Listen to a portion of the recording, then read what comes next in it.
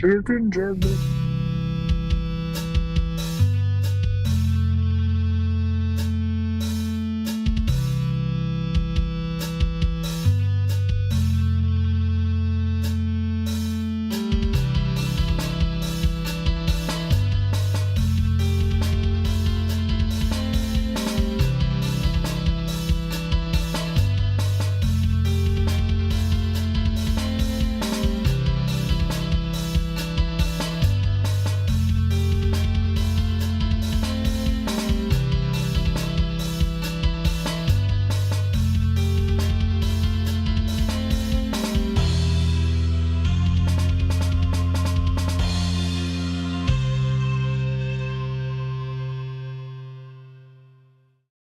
All right, welcome to the internet.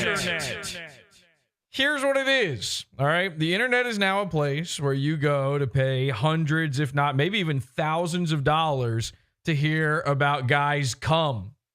The internet is now just a place for Cumguys. It's a place to turn guys into Cumguys. It's a place to facilitate their cum guy needs. And it's a place for you, the viewer at home, to sit there and wonder about and think about and enjoy nature's candy, cum. Now, if you don't know what I mean by this, Nick Rekieta and Aaron Imholte are infamous cum guys. And over the weekend, there was an entire celebration of their cum guy love for one another. Now, Aaron wasn't at the celebration because that would be insane. But Nick Rekieta was. And he went there so that he could have his fetish out loud in front of other people. Anybody in here right now actually see any of Hackamania over the weekend? Did you catch any bits of it? Yeah, we watched Mersh, who was watching Saw it through Mersh. Okay, we're going to watch a little bit of Mersh's coverage of it as well tonight, but we're going to go over this entire thing because it's really, I have been banging the gong on this one for so long. I'm an anti-cum guy, okay? Cum guys need to be eradicated. There's something that happens to your average internet man where when he's exposed to the internet for long enough, he gains a certain level of clout, a certain level of power and influence, and a certain level of notoriety that allows him to live out his nerd fantasies. And that's what's really happening here is a bunch of nerds. Whenever you give nerds power, they always turn it into evil and gross. These are their only options. This is all they know. We know this is a society. We've seen this a million times in fiction. You know, a nerdy guy. They had this on Black Mirror recently. A nerdy guy makes a video game so that he can rape ladies. That's the entire point of the video game. The movie Revenge of the Nerds. This entire idea that the meek shall inherit the earth. I don't know who came up with that one. Some retard. But it's the worst possible thing that could ever happen. I remember 20 years ago, they started saying it. The nerds are taking over. The nerds are... You see what happened, right? You see what happened when the nerds took over. Now you have T-girls, all right? So that's what happens when you let the nerds take over. The cum gets to their brain and it builds up so much. And I'm not saying that they're all virgins. I'm not saying it's because they've never touched a woman, although I'm getting suspicious. I'm saying that they've never had even a modicum of control over that aspect or any aspect of their life before. And at a certain point, they get the money, they get the, at least at the very least, the audience that allows them to have that kind of control. And they don't know what to do with it. It's like a dog chasing a car. So, speaking of the Earth's jokers, Nick Rekieta goes on stage. And here's the thing. Here's the craziest part. The fans of Nobody Likes Onions and The Biggest Problem in the Universe and Who Are These Podcasts? I don't know what the other ones that showed up. All these Dabbleverse freaks.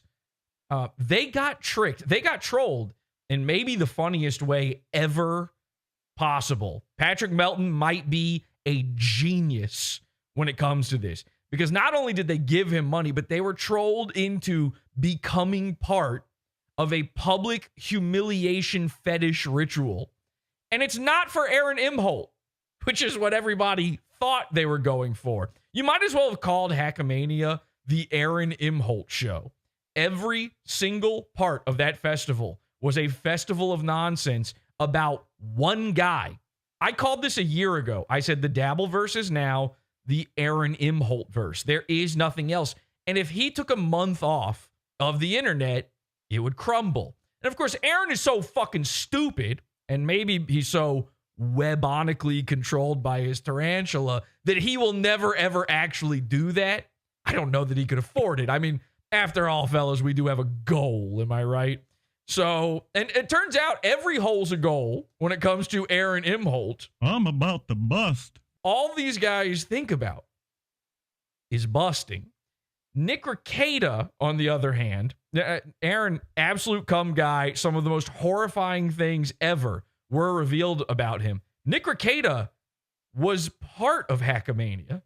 This insane troll of like making everyone part of this ritualistic fetish scenario was psycho enough on its own. It's Mother's Day weekend, and Nick Rekieta has to look at his wife, who, let's be honest, must hate him at this point. Nick Rekieta and I are fucking each other. He has to look at his kids and go, I'll be back. Don't do any lines without me. Daddy's got business to attend to. And then he went on the internet and told everybody about his sex. See ya, Dad. He put on his businessman hat, you know, the old hat, and he took his briefcase. He tightened up his tie. He had no other clothing on, fully nude beyond the tie and the Yogi Bear style collar. And he goes, goodbye, everybody. And he gets on a plane. He goes all the way to Las Vegas, which I feel like that alone is breaking probation. I don't know if he's already on the probation or not, but I feel like whatever happens there stays there for a reason. The very act of going, you know something was up. And he went on stage and he humiliated himself. And he humiliated Aaron too. Don't get me wrong. Aaron is apparently a cum guy. You know what? Let's just cut to the chase on this. Here's, and we're going to be playing a lot of the clips from @MiseryClips on Twitter. So thanks to him for these clips. This is straight from Hackamania, and this is one of the most embarrassing things that's ever happened. I'm smiling a broad smile. I can still see my sexy body splayed out on your bed, my chest covered in your cum, going down between my pretty tits. Just to be clear, this is an AI recreation of Ape. Okay? Aaron Imholte's ex-wife, Nick Rekieta's current mistress, Ape. This is her voice, and this is her text to Nick. And that part's really important, by the way. This is a screenshot that Nick kept after April sent it to him. So one more time from the top.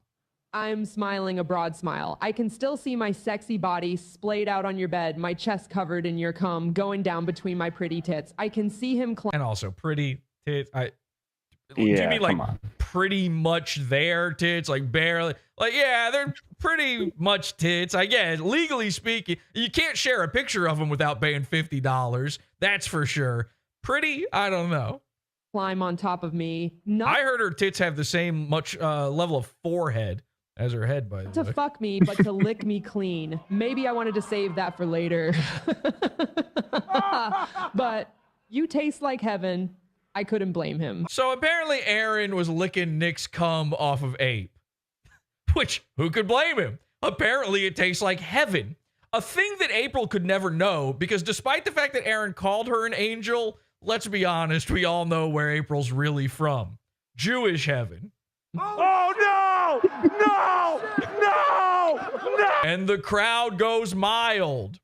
I'm sure they are going crazy. None of these guys have yet figured out that you need to mic the audience. There's going to be some incredibly awkward scenarios during this where they hold for laughter and applause, and it's just silence.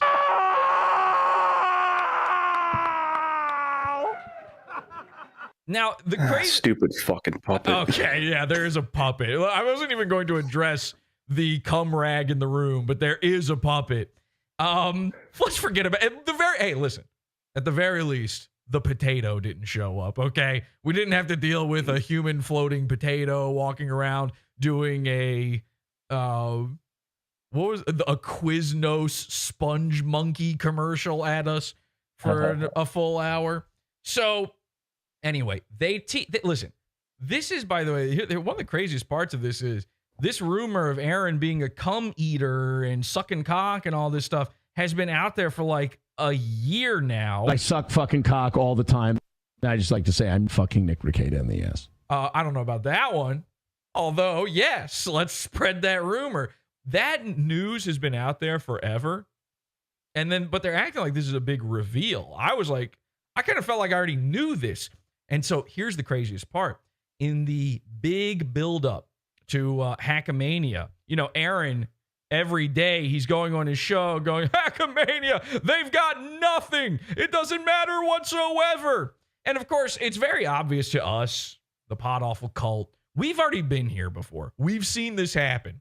Okay? We watched as they did this to Maddox. This is the old Dick Masterson playbook. They already did every single thing they're doing to Aaron to Maddox. And it's very clear that Nick Rekieta is trying to follow in the footsteps of his hero, Dick Masterson. And by the way, becoming a cum guy is part of that. There's no bigger cum guy than Dick Masterson. I mean, you couldn't pay a guy on Craigslist to become a bigger cum guy. Trust me, Dick Masterson has tried. You couldn't milk cum from somebody harder than Dick. And the point is, Nick is trying to pull a dick. And I'm not talking about Aaron Imholte here. So in this big lead up, Aaron keeps going, he's got nothing. Patrick Melton tweets out an ominous tweet. It's a close-up picture. Picture this in your mind of a wedding ring. And it's taped to what looks to be a chicken scratch handwritten letter. And this letter promises to be the most devastating thing of all time. Now, never mind the fact that they did, again, exactly the same thing to Maddox before. That letter turned out to be a dud. No, this is different. This is different because, listen, again, everybody's already known about the cum stuff. Everybody already had heard all these rumors.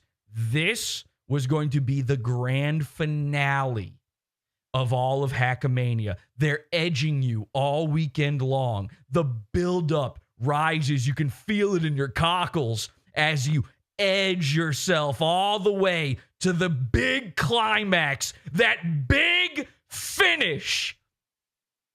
And I'm going to show it to you tonight. I've been told that, we could get DMCA'd and this is going to be a big problem. As a matter of fact, we were watching Mersh cover this. And again, we were going to cover some of Mersh's coverage of this as well. We were watching Mersh cover all this and he kept saying, go ahead, Patrick Melton. Try to take me down. I don't care. I'm on Rumble. There's nothing you can do. And then he just took his own video down out of fear. I'm not scared. Don't even bother trying, Patrick. That'd be a stupid move. We're covering Hackamania. And if you didn't want people to do it, then don't invent a festival based around cum. This is PodAwful.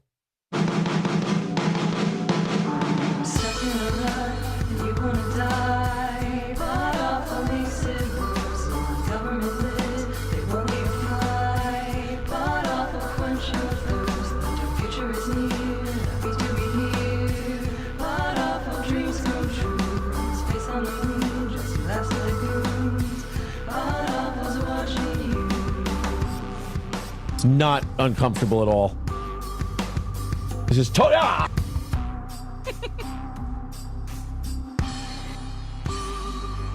Welcome, everybody, to the program. I'm your host, Jesse P.S. Happy to be here. H2BH, thank you, Henchman, for joining me as well. Yeah, always happy to be here. Happy to be here, of course. We're live over on PodAwful.tv Mondays, Thursdays. I don't know. There's no schedule anymore. Who gives a shit? Don't pay attention to that. That's fake. Okay. There's no such thing as a schedule. Schedules aren't real. It's the internet. You've got time. Trust me. You've got time. We had a festival for cum. You've got time. All right. Grab a Dr. Pepper. We're enjoying a nice Dr. Pepper Zero. You can drink 1,000 of these. It doesn't matter whatsoever. Oh, check this out. Look, Nick Rekieta's here, everybody. We've got Nick Rekieta Hey, in Nick. here. Hey, everybody. Let's see if he... I made a shitload of really, really bad decisions.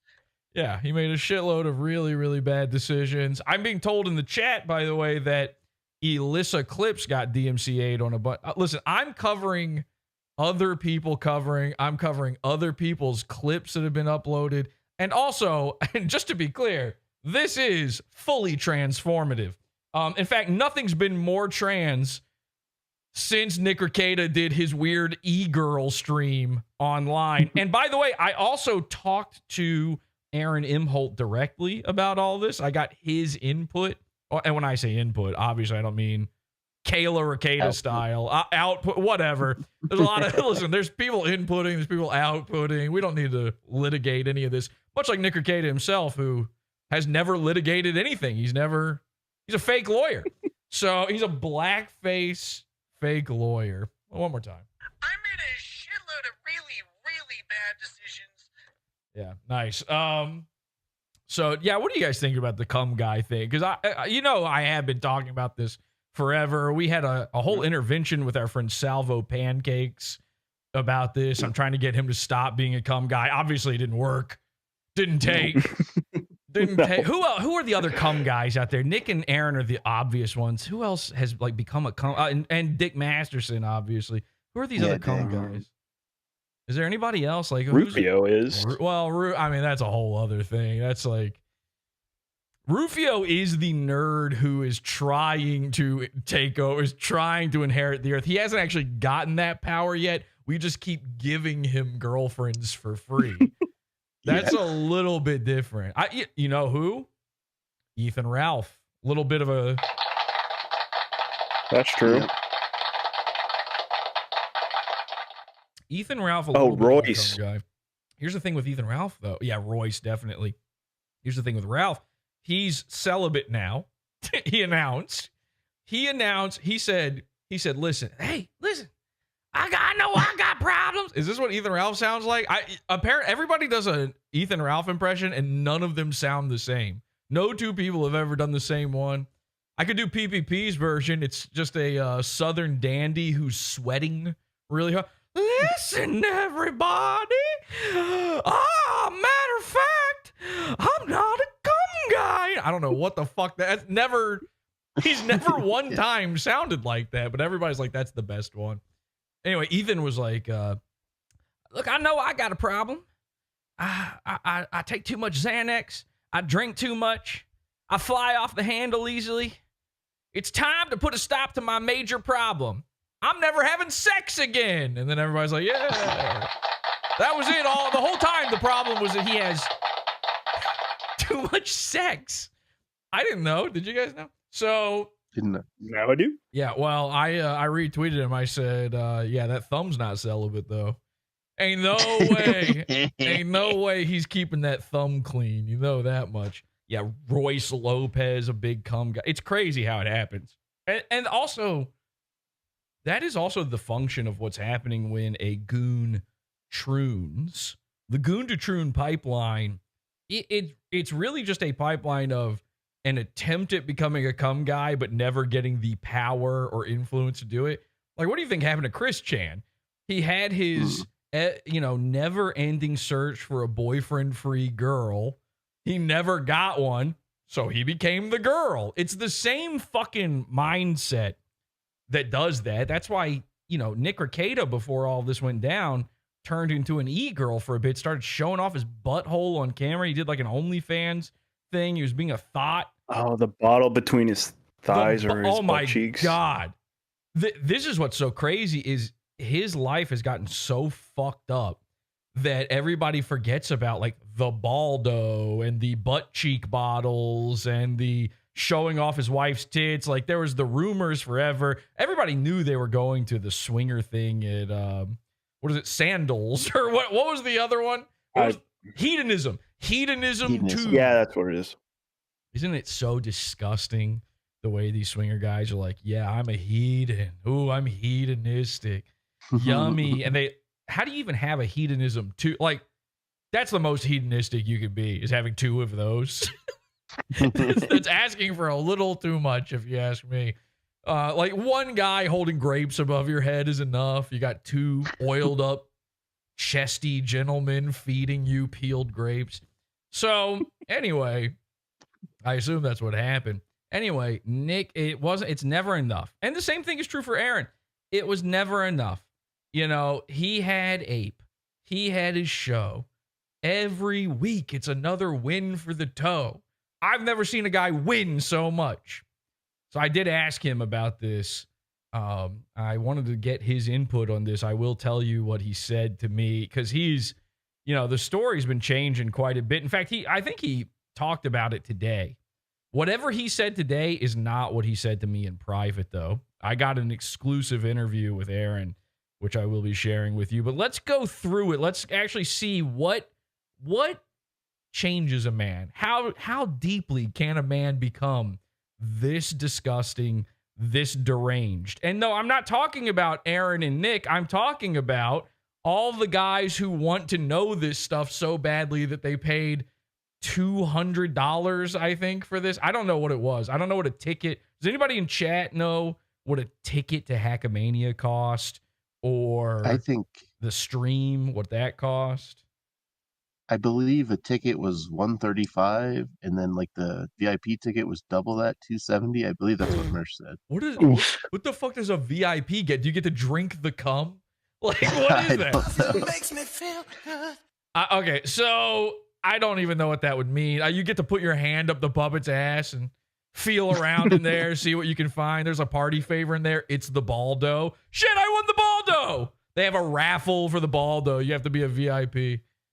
Are you Front row splash zone. Oh my gosh, yeah, Gallagher style. Yeah. You've done your business. You're like, all right, moving on. Other things to do. Yeah, I think they were both cleaning up. probably went to the bathroom. Like a Okay, so they're talking about a man and his business. All right. You know, it's a good, like, listen, this is, you know what's insane? I mean, we do enjoy this kind of thing. We have whole episodes about Mersh's poop cycles, okay? I'm not, trust me, I'm not telling tales out of school here. I get where we are on the totem pole when it comes to this sort of stuff. Don't get me wrong. What's crazy to me is that the guy is there. Like, if we had Awful Mania, and we did the Bristol stool chart of how thick or how runny Mersh's shits were, but Mersh was sitting on stage going, yeah, I'd had a lot of extra kratom that week. I've been dry hatching. That would be too insane. That you don't. How did the goon not only get invited, but he showed up? normal man. So he used April to launder your cum. Like, that's what that was about. Oh, Scott's there. Yeah, ladies and gentlemen, nobody likes onions. Scott. They've got their very own Scott. They copied Scott. It shouldn't be possible, but somehow he did it. Tissue.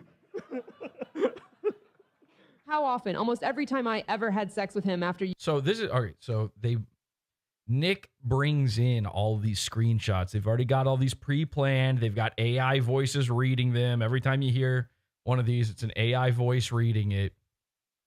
And of course, none of them or very few of them are attached to any sort of context. It's never Nick's side. You know, we had the Simpspiracy. We had Dick Masterson simp text. I read you everything. Everybody looks bad in it. Nick is like, no, you're in the family group chat with your cum horde. It's not like he didn't say anything embarrassing in there. And stupid Aaron probably deleted all of these so he can't expose Nick back. Nick knows that. None of these have dates on them. None of them have times on them. Now, I'm in no way claiming that these are Photoshopped. I need to be clear about something very important from the very beginning of this episode, okay? April claims, at the very least in private to Nick, in a private message, why would she lie about this in a private message? In a private message, April claims that Aaron licked Nick's cum off of her human body. And I want to say this right now, unequivocally, here at PodAwful, we believe all women. Yes. Unequivocally, we believe women. When they say something gross and funny about a goon, we believe them. Now, Ape's a goon herself, but again, it's a private message. She didn't know Hackamania. This had to have been before that, right? All of these messages had to have existed before there was going to be tickets sold to hear these messages, right? Again, no timestamps, no dates, but who knows? I don't know. Maybe. Often, almost every time I ever had sex with him after you wrecked me on your birthday. Oh, God.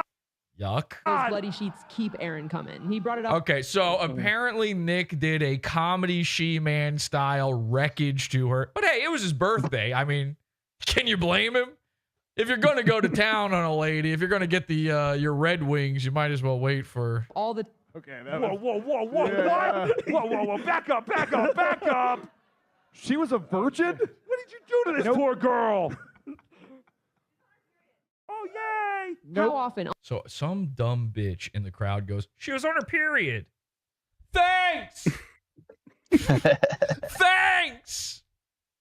Let's remember dumb bitches, by the way. Now, while we are believing women, that doesn't mean that we are on the side of dumb bitches. Just to be clear, we're still going to call out dumb bitches. There's a whole thing. We got to talk about dumb bitch laws again coming up here in a second, because it's actually worse than I had ever imagined. But yeah, she's on her period. Oh, you're saying, so just to be clear, Nick's not Cockzilla. Nick didn't actually just ruin her, just broke her. She got broken. My wife has nothing to do with this. My wife was watching a show. I don't know what the show is, but apparently it's got like gangsters and prisoners and these different gangs. And I guess they've got she was explaining to me, I don't watch whatever the show is she watches. And she was saying like, oh, there's this Russian gang and they're working with this other gang. And there was a girl and a girl, they were like using these sex slave women. And a girl was using this sex slave. And she walks in, she walks out of the room from using this sex slave girl and goes, I broke your new toy. And then they walk in and the sheets are all bloody. And she goes, what does that mean? She broke her. What does that mean? I was like, I don't know. She busted her fucking vagina. She bled. What do you mean? What does it mean that she's broke? She bled. Is that not enough for you that a lady's broken? Her butt, her vagina. I don't know. It could have been her mouth for all I can. If skin breaks, you're broken. And speaking of broken people, Ape. So Ape is bleeding all over the place, and Aaron loves it. And again, I'm going to be fair and balanced. I'm going to give Aaron's side of this. But me personally, I believe April. Almost every time I ever had sex with him after you wrecked me on your birthday. What'd you do to her on your birthday? He wrecked her. He damn near killed her. Wrecked her. Oh, okay. Yeah. Thank you, New Zealand, Scott. I had sex with her. Like, All right. Nick is such a dork. This is how you know that I'm right about this, like, Revenge of the Nerd scenario. Listen to Nick's reply to this. To her on your birthday. Wrecked her. I just had sex with her. I just had sex with her. Well, number one, what is the lisp? Where did that come from? That's new. I just had sex with her. Yeah, we know. We know. He's so excited about the idea that people are finding out he has sex. Which you would think that the kids would be enough. You would think a guy with 5 kids wouldn't be insecure about that. I just had sex with her. We know. We all know. They paid to know more. Like, All right. but it was different than how Aaron does it, apparently. Yeah, Aaron's a polite gentleman. He doesn't fucking make a lady bleed like she's some sort of Russian sex toy. How often? Almost every time I ever had sex with him after you wrecked me on your birthday. Ugh. Those bloody sheets keep Aaron coming. And by the way, every single one of these guys replay. Every single, they need to hear this 2-3 times. He brought it up all the time, and we'd have to fuck as soon as he brought it up. Okay, listen, this is absolutely the most horrifying, disgusting thing ever. This is, you never come back from it, pack it up, leave the internet bad. Aaron Imholte should put a gun in his tarantula's mouth and pull the trigger until all 8 legs stop moving. Obviously. If 1/10 of what has been found out about these freaks was ever in my closet and found out about me, I would have to give up it would be a Chris Benoit situation. Let me just put it that way, okay? I would be out there. I'd be buying a Nordic track the next day. I wouldn't know how to use it, but I would be making large purchases, final ones, where the bank would be like, "Are you sure?" And I'd be like, "Trust me, I don't need the money for anything else from here on out, and neither does my family." Now, with that said, that is equally true for Nick, Kayla, and Ape. Here's the thing. These guys are in a 4-way cuckatudinal quadrilation. Okay? I don't know what that means. I was trying to go with triangulation, but 4. Quadrilation. And relation. This is what they get off on. Like, newsflash, this is the deal for them. The entire experience of this. When Nick was going to, long before there was an Aaron or Ape, when he's going to hedonism, when he's going to Sandals, Jamaican resort, and Kayla's meeting up with the Jamaicans, and they're Jamaican her bleed all over the bed, too. I don't even know it's their birthday. Probably was hers, if I had to guess. She's got a new birthday. She was like, I was reborn that day. The day I was broken. She got buck broken by Jamaicans. When they were going there was no Aaron involved in that. There was no Ape involved in that. What do you think they're getting off on? The whole thing is this. This is, so, I get it. Don't take this the wrong way. I fully get it. Aaron is Patrick Melton's Mersh. This is his top guy. This is his number one goon. He has to take the side of Nick so that he would never have gotten this if he didn't act like Nick was cool. But this smokescreen needs to fade away instantly. At a certain point, Melton has to turn on Nick, or else this becomes desperate and gay. Because there's now, I hate to say this, this is almost too mean and it's disgusting. There is now a 5th member of the quadrilation. Okay, we're in quintation here.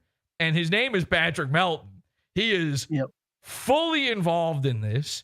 He knows every scintillating, salacious detail of what's gone on in their sex life. He knows every drop of cum and where it was placed. He's basically the Dexter of cum. Yes, dark passenger. My cum passenger tells me I must collect cum. Moist passenger. My moist passenger, yeah. So this is like Patrick Melton is this bizarre. He's almost the tarantula of this relationship, pulling the threads, pulling the webs, making all these things happening. He's their cum accountant. He's finding all the different and I get it. It's funny. It is funny. But, we've done this trick before. You cozy up to the one guy to make fun of the other guy, and then you reveal that guy also sucks too. You have to do the part where that guy is also gay and gross and bad, or else you are now part of the relationship. Man, I wonder what Nick's cock is doing right now. Let's go fuck! And okay, you can say that through a puppet while wearing a luchador mask all you want. You're still the guy having that thought in your head. That crossed your mind. Now, hurry before I lose it! Little Moody, get up! Little Moody, get up! What's funny is, What's funny is that you were on stage for this. I cannot believe it. I cannot get past the fact that Nick is there. And look, now they had a little bit of sense. They had the slightest bit of sense, and they made him sit off in the content cuck chair. Look at this. Look at this. There's a whole table in front of these guys. There's 4 of them.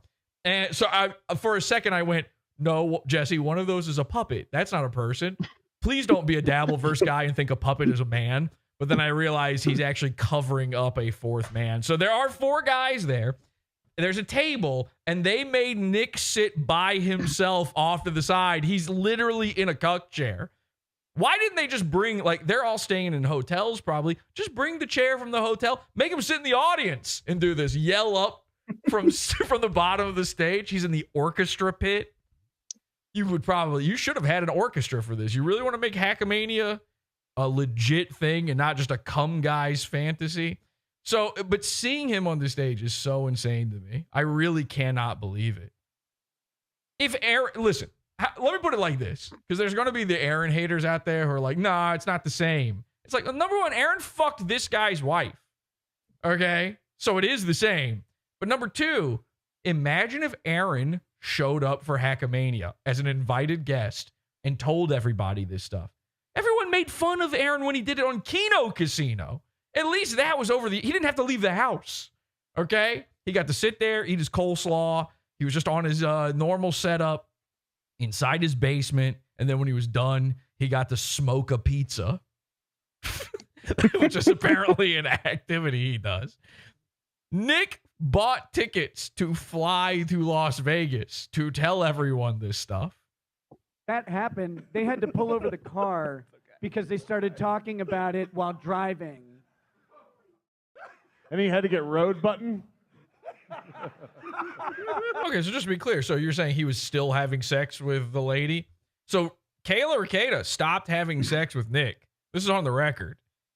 Kayla and Aaron formed a relationship.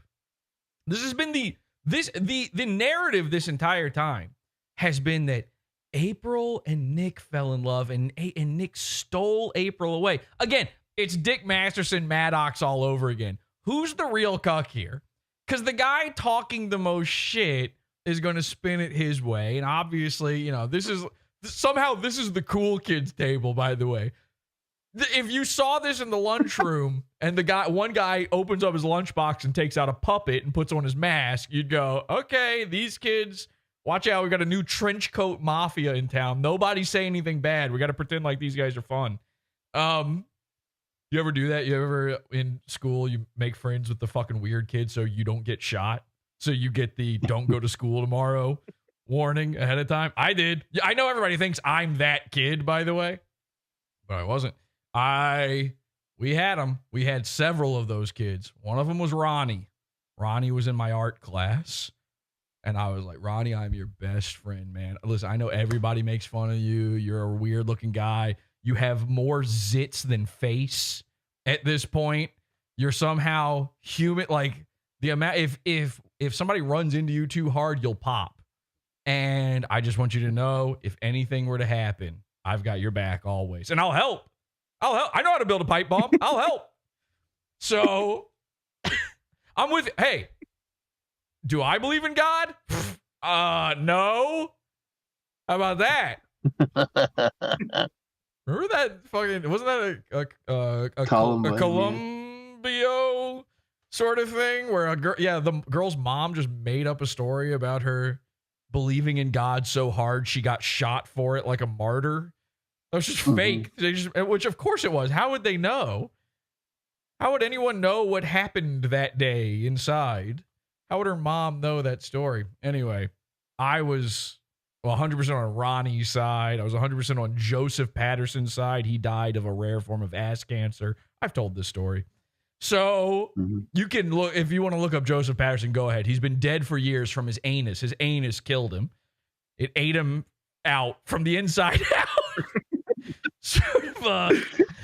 sort of a Kayla Rekieta situation. I'm about to bust. If I'm honest with you. You know, I made good with all those kids, okay? I was a friend of everybody, just in case. The black kids, by the way. You know, we had a few. I'd seen them. If you can only see them in the corner of your eye. But I would go up to, I'd be like, yeah, homie, definitely, yes, all of this. I learned how to do all the hands stuff. So that way, in case, just in case. Mostly they didn't even go to school. There was little to worry about there, but he had to give her the small business. He had to put the kicks. Oh, anyway, the point was, so the narrative was that he stole Ape away. Meanwhile, we've all known that Kayla and Aaron actually did start like a romantic. They thought they were, what was it? Their soulmates or something? Wasn't that? Yeah, something like that. Yeah. One of the things that leaked. It turns out April's just a coke whore. She's not a regular whore. I mean, she's sort of a regular whore. They're all sort of a regular whore, but she's just a coke whore. So you're going to notice in some of these text messages, there's the inference of like, oh, they're going to the bathroom together. And because of the context of the rest of this show, you're going to go, oh, they're fucking in the bath. No, that's where the coke safe is. You think his coke dick was working? They're just snorting. Look at his fucking nose. They're just going in there to snort. She's a coke whore. While that's happening, Aaron and Kayla are bonding. He actually became the new father to Nick's children. He's making them Easy Mac, feeding it to him with a butter knife in the kitchen. They're wearing the same clothes for the past 16 days. Dirty. They look like that kid from Breaking Bad whose dad got his head bashed in by an ATM. Just wearing underwear and an oversized t-shirt. I don't got no food. All of a sudden they start talking like that. One of them's just highly addicted at this point. That kid actually goes into the bathroom with Auntie Ape and Nick. He became Uncle Nick at that point. Aaron was the real dad. So anyway, we've all known that was true. We've all heard the narrative for so long about Nick stealing Ape because he's, again, living out his Dick Masterson fantasy. We know what the truth is on that, by the way, around here, too. The point in all of this is there was never apparently a time, and they're now admitting this accidentally. They don't realize what they're saying. They think that because they're saying, like, oh, Aaron was getting hard off the idea of April fucking another guy, that washes away this next part. We already know that. You guys are fucking sex freaks. Like, that's built in. That's baked in to everything that we talk about with both of these losers. So, just to be clear, we can go ahead and throw that part out because the next part of the logic there is Aaron is still fucking April. Deep into this, they were up until Aaron left, even while he was falling for Kayla, he's fucking her until she becomes such a coke whore that she's too busy in the bathroom for him. That's it. There ain't no sex happening in the bathroom. You think for an instant that Nick's going to allow, a queef to get into his stash and ruin it? It'd be like that stock footage of a fox decomposing. The coke would just... Kids would be pissed. That's their coke. Yeah, and also he'd get his kneecaps broken by his 9-year-old. So do you know what they had to do to coyote that shit in? That 9-year-old. That 9-year-old's been through some shit, man. That kid's got a 1,000-yard stare. Stand down. So the final piece of sexual maniacs, they say in the chat room. Yes. Context, it's not contained in these text messages, but it wasn't just how he would start or initiate sex with April. He started to have trouble finishing with April. And yeah, I would imagine. One, her pretty tits are covered in your cum. The way he solved this was to... So which is it? Is it hot for him or hard for him? All you're saying is at a certain point, Aaron woke up and realized, holy shit, I'm fucking gay. I'm getting divorced and April's dead or April's not in the house. I'm a fucking idiot. Yeah, no duh. Ask her mid-sex about... By the way, do not clip me out of context saying, holy shit, I'm fucking gay. I did it in a voice. Nobody's going to believe it's true. I have jester's privilege anyway. Sex with me. And I apparently have privileges I didn't even know I had.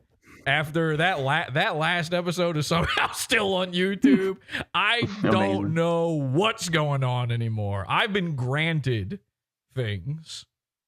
He would insta-cum every single... I'm starting to think that I could get away with having a polycule, and no one would ever make fun of me for it.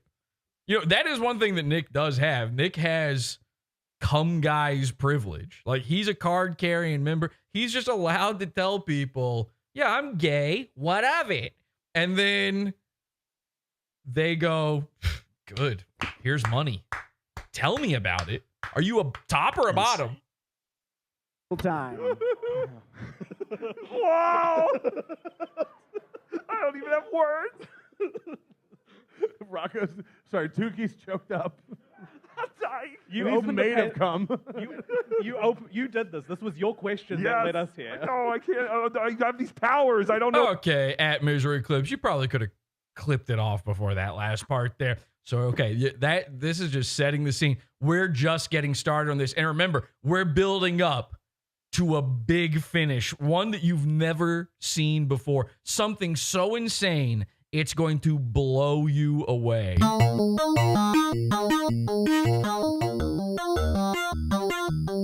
Is this a cult if I ever heard one? Yes, it is. It's a cult. I mean, it's the cult of cult. By the way, if you want to call into the show, podawful.com/cult, join our Discord and jump in the call-in channel. We'll drag you on air. If you got any sort of input you want to put on this, because I'm going to forget stuff here. My whole weekend has been spent, I spent all of Mother's Day thinking about these men's cum. That's not true, by the way. In reality, what happened is we watched Mersh, steal this and cover it. And then I forgot entirely everything. And then I spent all day today trying to last second. I realized today, oh shit, Mersh took down his episode out of fear of getting DMCA'd. And so I was in a panic because I wanted to play you the Mersh stuff. Guess what? We've got it. No big deal. I've got everything. It's going to be a great one. Again, call in channel, podawful.com/cult. Join the Discord and we'll drag you in. Here's another clip. Again, at Misery Clips on Twitter. All right, here we go. This is crazy. This backs Oh, up. this one's crazy. This is about to be the craziest, most insanest show! Except the hacking. Isn't Kano Casino live right now? They're probably doing this exact thing as well. Except they're also talking. Somebody told me before the show, they were like, Jesse, I don't want to know about this. Which in fair, I was like, that's fair. To be honest, that's fair. But they're like, can you switch gears and just do a Ralph episode instead? Ralph's got so much crazy stuff going on. Pump the brakes real quick. I feel like I've traveled in a time machine because I don't think it's exactly riveting, amazing, hilarious new information that Ethan Ralph went on a trip in a foreign country, had sex with a hooker, got beat up, and lost his phone. That's kind of de rigueur for Ethan Ralph. So I don't know that we need to cover that one. I'm a little bored by it myself. Although Ethan was watching PodAwful today. He was watching my amazing Yee performance from the last episode. And there was this funny bit where he goes, how the fuck is this on YouTube? I hate YouTube. It was really good. All right, here we go. This is crazy. This backs up the hacking. Man, I feel like I haven't been honest with you about something. And it's how fucking often he needed to ask me how your big cock felt pushing into me and how he bet it fit perfectly inside me, even though it was a stretch. Oh, Jesus! That is a bit of a stretch. That's far-fetched, as a matter of fact. Cock. Wow, that's it's kind of interesting information. Apparently, and I didn't know this before, Ape has a really tiny baby pussy. What? I have to assume, because otherwise, listen, Nick's a tall guy. I'm sure he's fine. I'm sure, but come on, a stretch. You were stretched out. Is this what girls are even like? A girl sitting there flicking her bean to the idea that she's just ruined. Blah! She just walks into the coke bathroom. The queef comes out. It's a gaseous cloud that destroys all the evidence. Not all of it. Unfortunately for the cops have it. We got to get that body cam footage, by the way. Oh my God. I would kill for that body cam footage. I really would. Just to see those dirty kids standing there holding a spoon with peanut butter on it, missing teeth.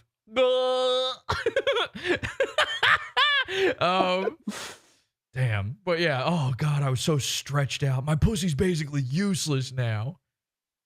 Now, it's pretty obvious what's going on here, by the way. Like, this is... At this point, I believe, and I'm not sure, maybe they said this, maybe they didn't in Hackamania. Also, I should say this to set the scene here a little bit. This is Nobody Likes Onions part. They did several days, but this is their part of Hackamania. But other shows did this as well. Again, the biggest problem with Dick and Vito. Who are these podcasts? Maybe some other one. I don't know what anything else is, so I don't know what the other ones were. But they did several nights, several different shows, just to be clear for those who don't understand. Anyway, Ape's sitting there. She's imagining her own blown out, useless fucking pussy. And it's very clear. I don't know if they said this or not. I'm pretty sure at this point, Aaron is no longer part of the quadruple. And so this is basically just a guy cheating on his wife at this point. Because I think, this has never been publicly stated that I'm aware of. Correct me if I'm wrong in the chat. I think after all this went down, and particularly after the arrest, there was kind of a, Kayla probably set the tone and said, no more, we're done. You're not allowed to see Ape anymore. And then we know Ape was still around. We know that kept happening. And now there's this thing going on. Somebody wanted me to play a clip of it. I'm not going to do that, but someone tricked Aaron into reading an address in a super chat. And Nick. They tricked Nick into reading an address in a super chat. And Nick did it. Nick is the guy who thinks he's so smart. He's a Mr. Intelligence, super genius. And he's so smart, he thought he could beat drugs. He thought he had outwitted cocaine, all right? Which is something that really needs to be remembered in all of this forever. He had a system. The way Mersh has a system with gambling, Nick had a system with drugs. The system, by the way, is, I'm smart, I'm allowed to do it. The end. And there was no other thought process. If I just keep doing more, I'm the same as I was before. So he had outwitted drugs. He's a really, really intelligent guy. Nick thought he could fool everybody into thinking that he and April were no longer together. Then she appears on via Zoom for court, and it's clearly Nick's background. Remember, it's got the fucking Joker painting in the back, which just no. Okay, listen. Pro tip: don't show up to court with the Joker anywhere in tow. Don't have the Joker. Don't wear a Joker t-shirt. Certainly not the paint if you can help it. Some of you can't help it, but if you can help it, and don't have a giant mural to the Joker behind you. So everybody knew they were still together. So he got tricked into reading the super chat, and his way of trying to Mr. Intelligence his way out of it was to just read it and read off the full address. And this address seems to be wherever they've stuffed April now. Now, I've got my own theories on this, okay? He reads the entire address, and then he goes, that's someone's address. I don't know who. And then he pretends to look up the address. He does this. And then I'm typing. And then he goes, I think I kind of know where that is. Which, the address, it's one of those weird addresses where the road is State Highway 92. Or nobody knows where any of those roads are. You don't know where that is. That's a weird name for a road. You can't picture that in your mind. There's no cross street for you to go off of. So for you to even say that, it's already some skepticism on what's going on here.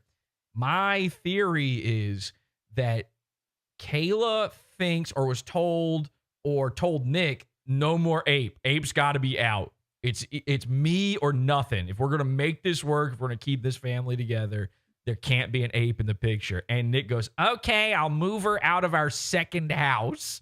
And then I think he bought her an apartment or a house or something, or a small place to live, is renting something for her, and then stuffed her away there, and then goes there to fuck her and keeps that on the DL. And probably Kayla knows, but then he had to read the address off to seem because if he hadn't read it, that's boom, bingo, confirmation. We got him. That 100% he knows what that address is. It was just a random address otherwise.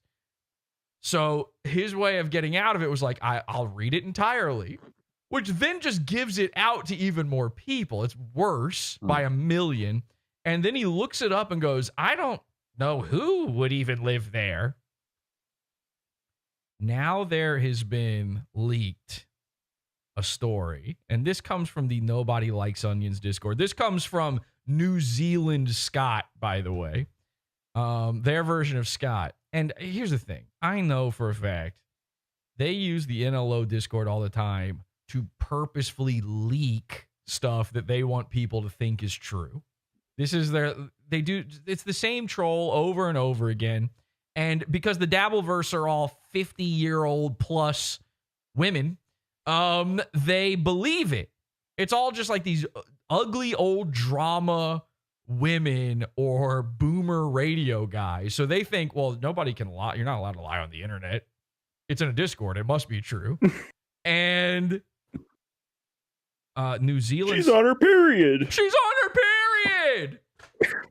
God, imagine the tramp stamp on the bitch that yelled that out. Okay. The bad fry job, bleach job she's got going on. She's been 40 pounds overweight her entire career of being a dumb whore. And she's still got the entire muffin top out on display all the time. She didn't show up in Vegas for Hackamania. She was already there. That's the woman yelling out. And that's everybody. All of the women who are into this stuff, that's all of them. And they're very jealous of Ape. That's another thing going on, too. They're very, very, they want to be Ape. It's very strange. Anyway, so New Zealand Moody, or what's his name? Moody? Is Moody? I always get this wrong. Moody. Yes, Moody. His name is Moody. Mahmood, right? So Moody, that's New Zealand Scott.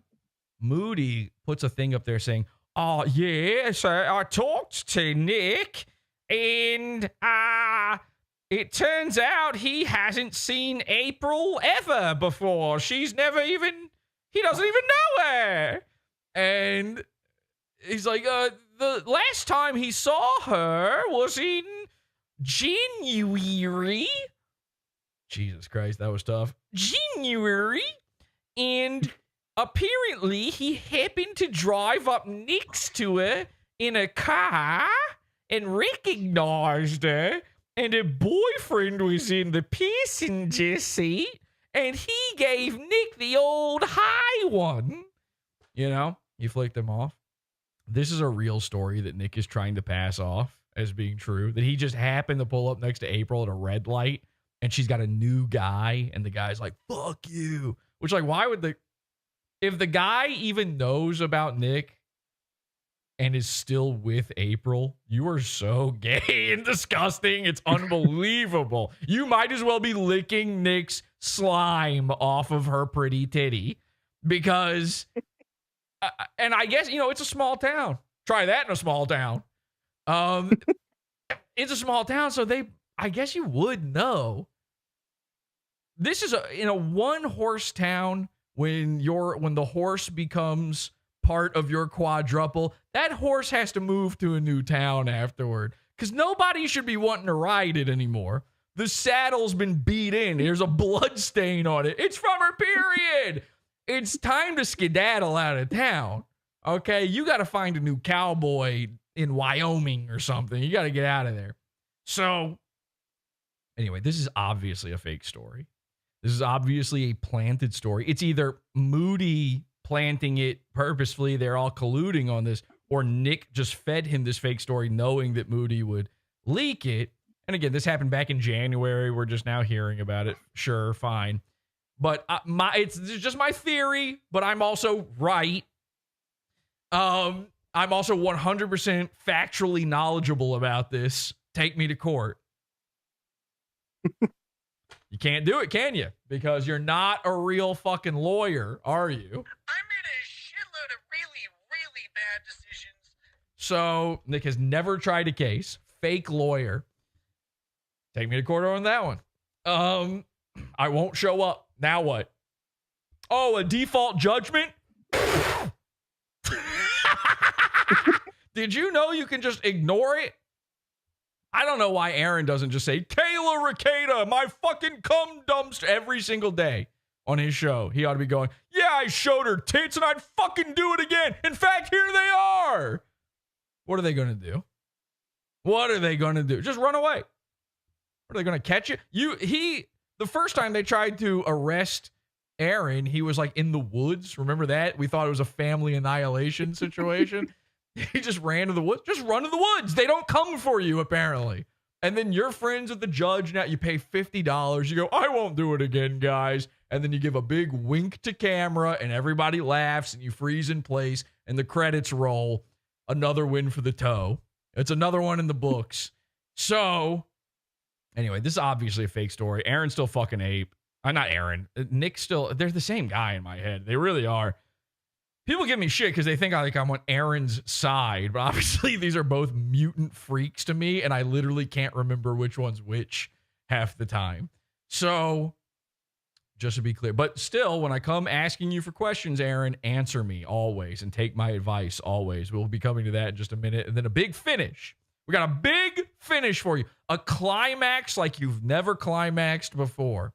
So, I believe this is all a fake thing, and Nick is still fucking ape. He's paid. How on earth would she get back on her feet again? Imagine that. It's not in the same town. Not possible. The only way, and this is why it's kind of believable, the only way a girl like that survives is by, she's a barnacle. She's got to go from guy to guy, just latch on and ride the wave. And so, yeah, it does seem realistic that she found some new guy who's willing to go, yeah, I'll lick another guy's cum. I get pussy? Yeah, whatever. I'll do anything. Bustin' makes me feel good. So, it's believable, but the part that's not believable is that she's got her own place that she's paying for, which is also part of this supposed story, that she's like totally on her feet again. She's doing great. Everything's good. And then, like, what are the chances? He pulls up next to them in a red light. This is like such a fake, fucking obvious bullshit, Dick Masterson style story. Only Nick Rekieta could have made up a stupid lie like this. You're dumb. You're dumb if you believe it. And again, Nick thinks he's smarter than drugs. That's all you need to know. He was dumb enough to read the address because he's smarter than Earth. In his mind, he is Professor X. Okay? And I hope he goes just as bald. Cock. Oh, God. One more time with that one? Man. They're chanting cuck. And again, look at little Nick. Look at little Nick in his little cuck seat. That's kind of mean to chant cuck right in front of this. Like, I haven't been honest with you about something.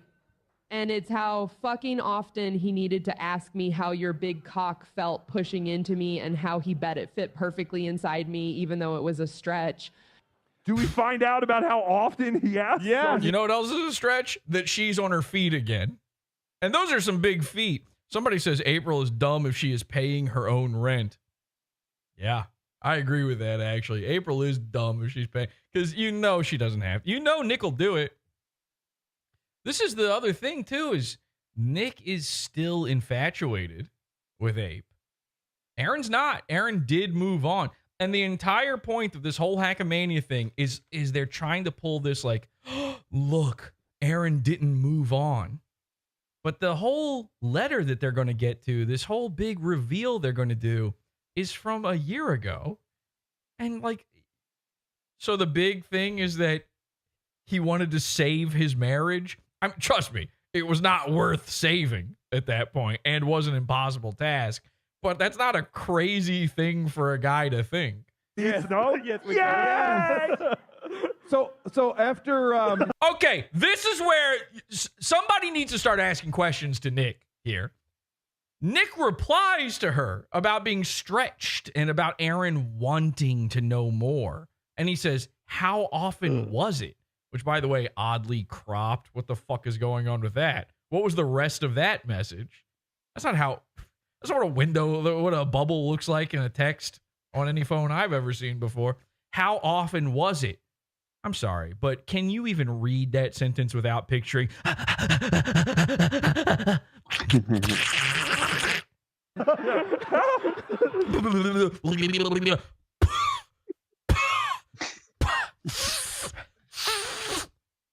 That was just his kid, by the way.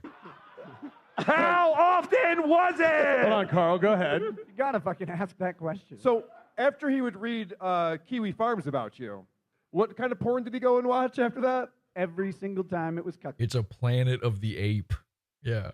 porn. Wow. I wonder why. Has Jesse talked about the puppy yet? Don't worry, Bragg. We've addressed the puppy. Okay. Cuck porn.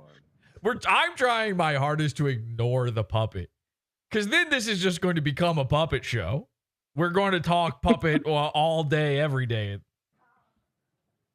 Again, if there's anything I'm not addressing, you're welcome to call in. PodAwful.com/cult, the Discord. Join the call-in channel. We're willing to hear from you, the viewer. I know Black Greg was in there a little while ago. I don't know. He must have had something he wanted to add. He can jump back in. Come on, Nick. How often was it? Glad How we often waited was for that it? one. I could have just So done that. Good question. How often was it? Is it like they have him read it so monotone too? How often was it? Like that's a normal thing to ask. If you told me that a guy was having thoughts about me while coming, I wouldn't. My follow-up question wouldn't be like, "Oh, really? Does he jack off a lot to me? Can you tell me more?" I would close the laptop at that point. You know. This is interesting. And this is a very strange sentence for April to say. Listen to this. I have an insider scoop on his sex/porn fantasies and a theory. You have an insider scoop. I think Aaron had an insider scoop on you. You know what I mean? Like, I know he didn't stretch you out or anything, but you're an insider because he was inside her. That doesn't make any sense to say. This is a very strange message. I've never talked about it before, so I'll have to tell you sometime. And also, like, I think we all can do the math on the sex porn fantasies. He's into cuck swinger shit. He's fucking gay. Yeah! Nick, you can't say that. He's fucking gay. Yeah, for you. Nick Rekieta and I are fucking each other. I suck fucking cock all the time. I'll summarize the conversation. He's fucking gay, and he misses me. How often does he miss me? How often? Yes, Can we ask a question? Yes. Does April know that you're sharing these texts, or do you? April gave me permission to share this story a long time ago. Thank you, April. Thank you, April.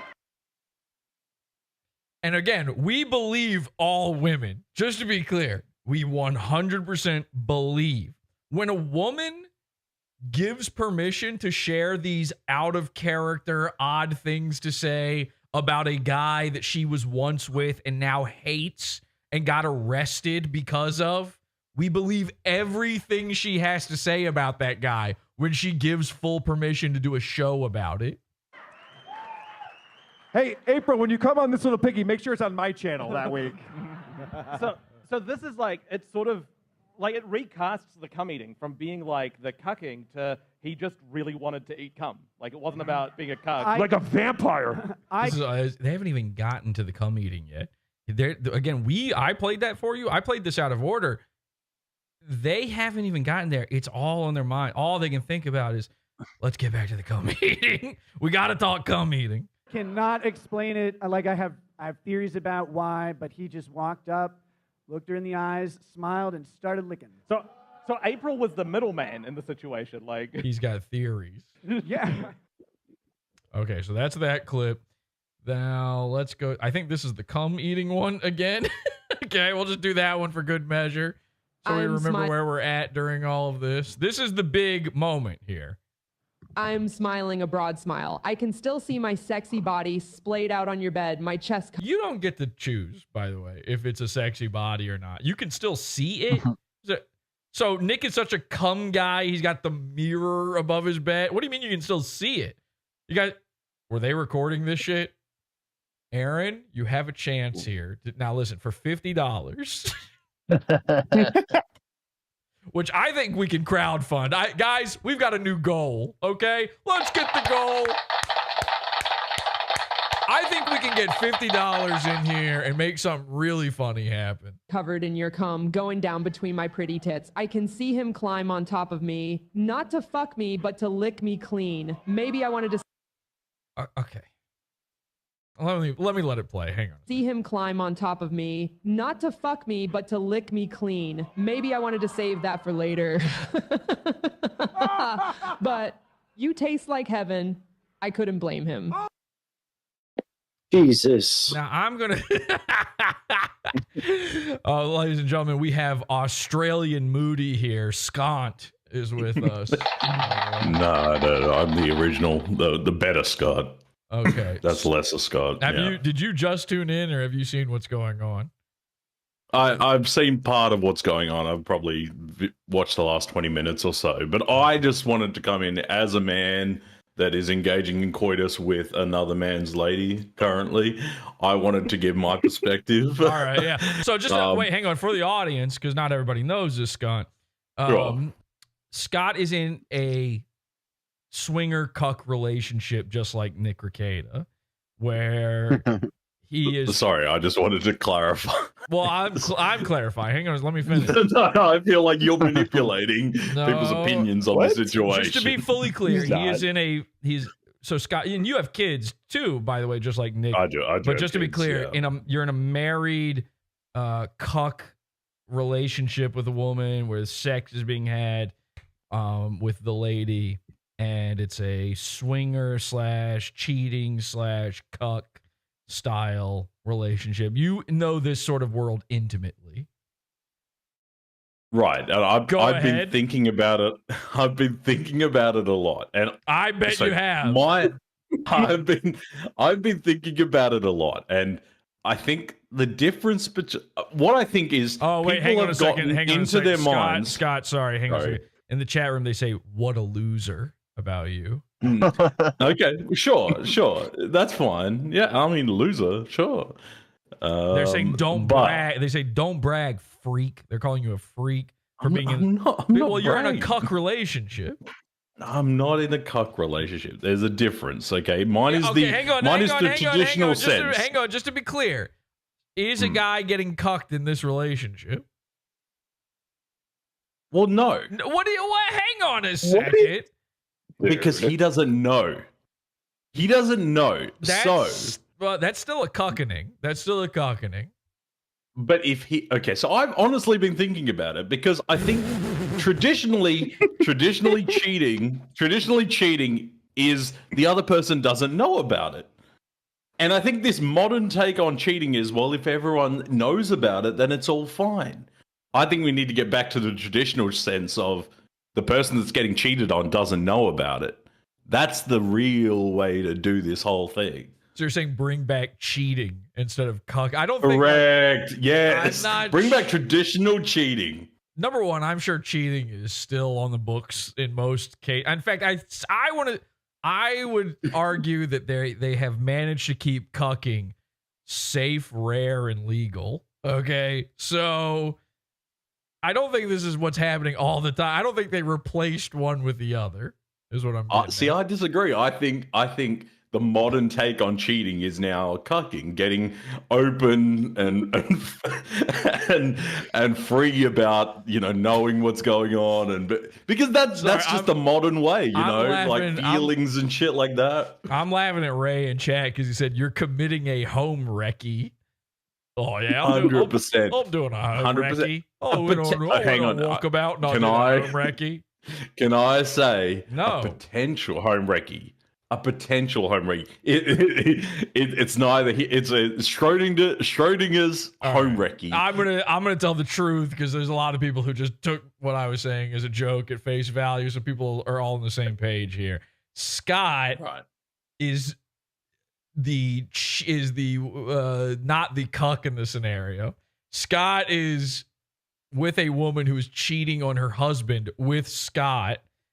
And you kind of just fell into this. I mean, you're a free and clear man. You're allowed to have, you're not with anyone. That's right. Even though I'm not with anyone. Scott does not have a wife. Scott is not with anyone else. And this is, just to be clear, this is the type of woman where you look at her and go, oh, she's cheating. Like for the guy to not Yeah. realize he's being cheated on, he's being willfully ignorant. Like you would have to. He's got his Legos, Jesse. This woman's covered in tattoos and pierced. She's disgusting. She shouldn't even have kids. In fact, She's not fat though. That you know, that's the main but thing. she's not. Oh, She's also not good look. Like you shared.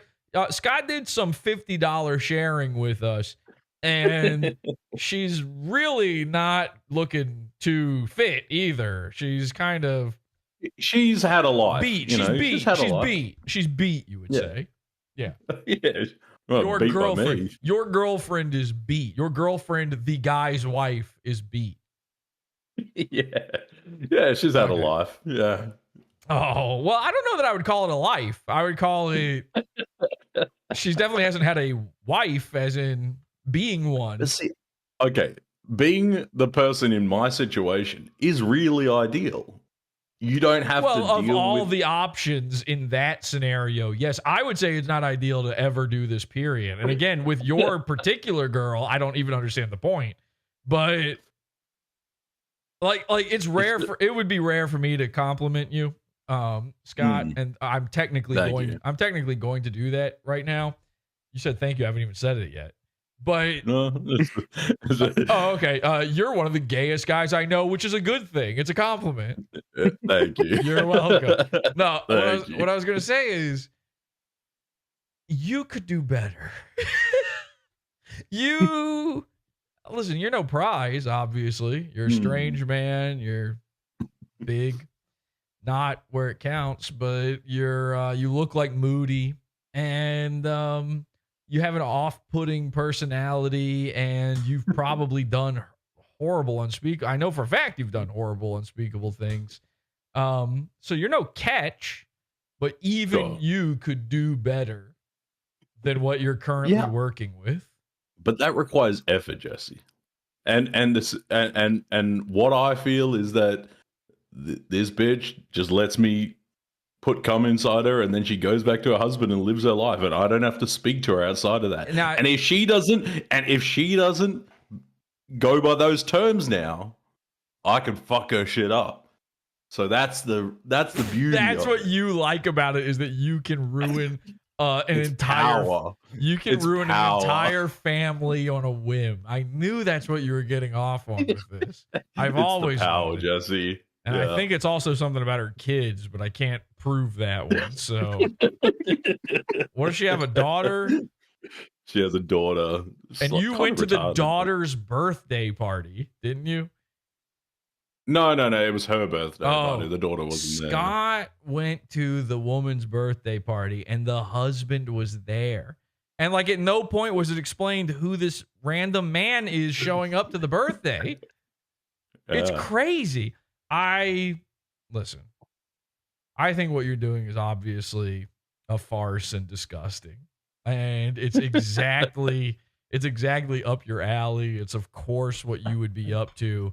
I just think. I mean, if you had this was probably in my graduation book. You know, the most likely person to ruin a lady's, marriage. That was at your some superlative. Yeah, that's right. I just legitimately think you could, with very little effort, do better than this. I've seen, some of the ladies you've pulled with no effort, with maybe even negative effort. Like effort was applied, but it was bad effort. It shouldn't have worked, and it did.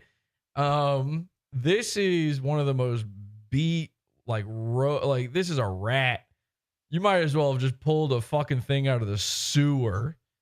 With this, now she's not okay. Now the way you're describing it is that it makes her sound way worse than what she is. She's not that. She's what's left over at last call. Yeah. Tell the people how. Tell the people how you met her. No, I just met her through a common interest group, I guess. Yeah. Oh yeah, what was that interest? What was that interest, Scott? It's just a local group of people that hang out, catch up. You can't pull this on the show because we have to keep it rolling. We got people tuning out just from you. No, telling the I'm story. describing it. It's just a common interest group. It's people that like And to what was get the together. interest? What was the interest? The interest is Why'd you make that hand gesture? What was the interest? What was it? No, it's just people that, you know, from my town that just get together. Scott, and have we drinks can't dance around this because I we mean, have. it's not like a singles group or anything like that. Okay, what was it? Just tell me the interest. That's literally it. It's just a group of people that live in a city that Why? get together sometimes. Get together and do what? Nothing. Go to barbecues, go hang out. How do you even find an interest group that has no interest? That makes no sense. I don't know. It's the fucking Seinfeld of interest groups. I have no idea. Admit that it's not a singles group. Admit that it's a BDSM. Look, maybe there's group. undertones of that, but that's not the. Admit that it's a swinger BDSM group that you joined without even having a partner to swing with, thus being a creep in this scenario. Dude, I'm the fun guy in the group. And didn't you meet up with her? Didn't you meet up? Wait, so there's more going on. You're saying of the group, there's more going on and more of these people? No. It's just a group that I meet up with, and I'm the fun I don't know. guy. Sometimes we all go ice skating, and nobody actually goes ice skating. I'm sure ice is involved. I don't know about skating. Yeah. Didn't you meet her at a what do they call it? What's stripping for fat girls called again? Burlesque. I didn't meet her at burlesque. Didn't you meet her at a burlesque show? Which is, of course, Well, stripping yes, for fat girls. So That's she, her yeah, so profession, she right? took me along to burlesque shows, yeah, and she is a burlesque dancer. Of course, she is. But okay, I understand what you mean by that because yes, there were a couple of burlesque dancers that were like morbidly obese. Oh yeah, a couple. See, I don't understand. A couple were morbidly obese. The rest were just regular obese. No. So a couple were morbidly obese, and then the others were like actually, you know, like normal skinny girls. So I think that you don't get to be a little bit fat in burlesque. I think you have to be all the way fat, or just a regular skinny girl, or look like you're a sword swallower as a woman, which is what the one there. That, just to be clear, that's what we're working with here, Scott. It's basically the Dirk of women. If it's like Scott's Dirk if she had hair. fake. Okay, so you're dating. Your way of saving Dating me? Your way of saving this is you're dating Dirk. Yes, All right, great. Yes, basically. So just to be clear, Scott is with a woman who looks like she eats fire, swallows swords, and gets hung up by the rafters through piercings in her back. And so you're on. I'm sorry. Is the point of all this that you're on Nick Rekieta's side then, or? No, I'm just suggesting that Nick Rekieta and his cohorts should not discuss. They shouldn't be telling the other person that they're cheating on their wife. Like it shouldn't be. If you're cucking a guy, that should be your joy. Don't share it with the cucky. Ladies and gentlemen, this is how easy it is to become a cum guy. You can just be the audience member of some guy's show, and it turns. Scott used to have a fake wife, okay? And when I say a fake wife, he has the mother of his children who he lived with and gave a ring to and bought a house for. I never bought her a ring. That she still lives in. The house that he pays for. He had a wife essentially, but in all but paperwork, he had a wife. And then PodAwful comes along, and Scott, all of a sudden, Scott's not just Scott, he's PodAwful Scott, and he becomes Mr. Cum. And I apologize for doing this to you. I'm sorry, Scott. You know what? Thank you for everything you've done for me, Jesse. That was the song of my people. I'm trying to ward off the evil spirit that did this to you. That's all right. I was thinking about buying a bus and just moving into the desert. Buying a bust? I'm about to bust. All right. Let me play this again. Let me play this again because now I forget what point I was about to make. I'm smiling a broad smile. I can still see my sexy body splayed out on your bed, my chest covered in your cum, going down between my pretty tits. I can see him climb on top of me, not to fuck me, but to lick me clean. Maybe I wanted to save that for later. Do you think that the guy that you're cheating on, is the wife who's cheating, he's ever licked your cum off of her pretty tits? No, I don't think so. I suspect that they haven't been really intimate with each other in a long time. How do you know she's He's too not busy fucking other guys too, and you're the one licking cum? Like, this is a cheater. So she's cheating on you too. I would be tasting cum. That's what I just said. Yeah. Why do you sound excited? But I have not. But I have not been tasting cum. So well, you don't that's know. how I How do you know that it's not the type of cum you've tasted before? So you're not familiar with the flavor. I don't know. Doesn't all cum taste the same? Doesn't all wouldn't cum know. taste the same? I wouldn't know. I have Why are you That's what I was asking Urk. That's what I was asking Urk. I've never tasted cum. I've never self-tasted. I'm not from Maine. I don't know anything about the flavor. Okay. Like I feel like I don't know this for a fact, but you know how like chocolate just tastes like chocolate, but some people think that they can taste different types of chocolate. Yeah. That's what cum's like. Yeah, it tastes like cum. So you think cum tastes like chocolate? Well, that explains a lot about you. All right, so let's listen to this again. But you taste like heaven. I couldn't blame him. So let's just be clear about this thing here. Scott, read this. Can you see it? Read this to me real quick, because I'm not going to say these words out loud, but you're a cum guy. You can do it. I'm a broad smile. Oh, sorry. I'm smiling a broad smile. I can still see my sexy body splayed out on your bed, my chest covered in your cum. Okay, hang on. Going down between my pretty tits. Okay. So nobody's brought this up. I can still see blah blah blah. Not the fuck. Is she describing a thing that happened, or is she describing an imagination? This sounds to me like a fantasy. Am I crazy? The problem is, it might not be. Listen, again, I 100% believe that Aaron licked cum. Okay? Can we all, let's just, a round of applause. We all believe. Yeah. We believe all women 100%. But without any sort of build up or context to this doesn't sound like a reply to the last thing we read. This sounds like her imagining a scenario that makes her horny, which of course makes sense because this is a fucking four-way going on. Oh no! Candace. No! Go ahead. Candace is in the call, and she might have some. Bring Candace in. Insight Candace about is a what sort of cum tastes like. Yeah, Candace eats cum. She's a cheater. Hi, Candace. Hey, Candace. You got your. hello. Hey, what's up? You wanted to add something to the cum? Yeah, I just wanted to verify that it doesn't all taste the same. So. Okay. And what did Jared's taste like? Did he ever mail you any or? No. Okay. What's the best cum you ever ate? What did that taste like? Kind of like tequila. Is that what the song is about? Was that just a Mexican guy? Does Mexican guys cum taste like tequila? No. It's Pee Wee Herman. That's an alcoholic. And just to be clear, is your child right next to you right now?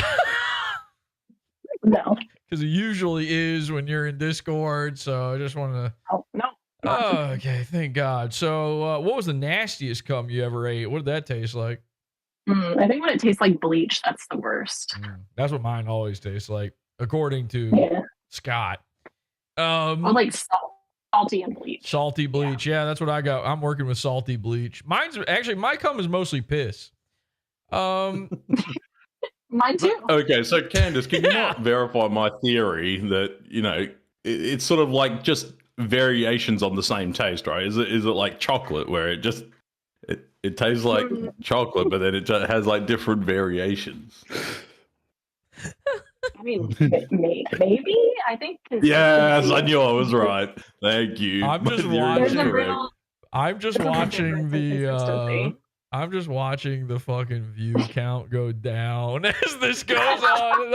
Just people You're welcome. Listen, as much as these guys are all cum guys, they only want to hear about specific guys cum.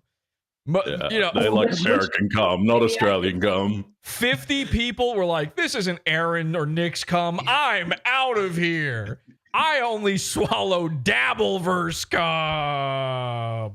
My suspicion is that Aaron's is very thin and liquidy. Yeah, that's always been my suspicion too. Yeah. I'm under the same suspicions. All right, hang on. All right, let's listen to this. No! No! No!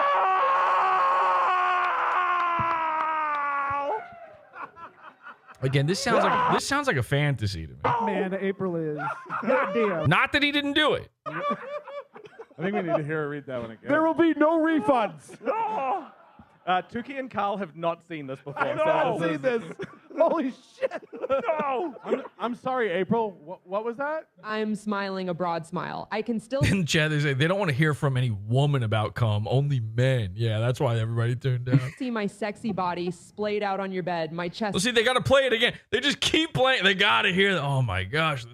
So he's licking guys' cum. Okay. Covered in your cum, going down between my pretty tits. I can see him climb on top of me, not to fuck me, but to lick She's on her period. me clean. Maybe I wanted to save that for later. Oh, no! But you taste like heaven. I couldn't blame him. No!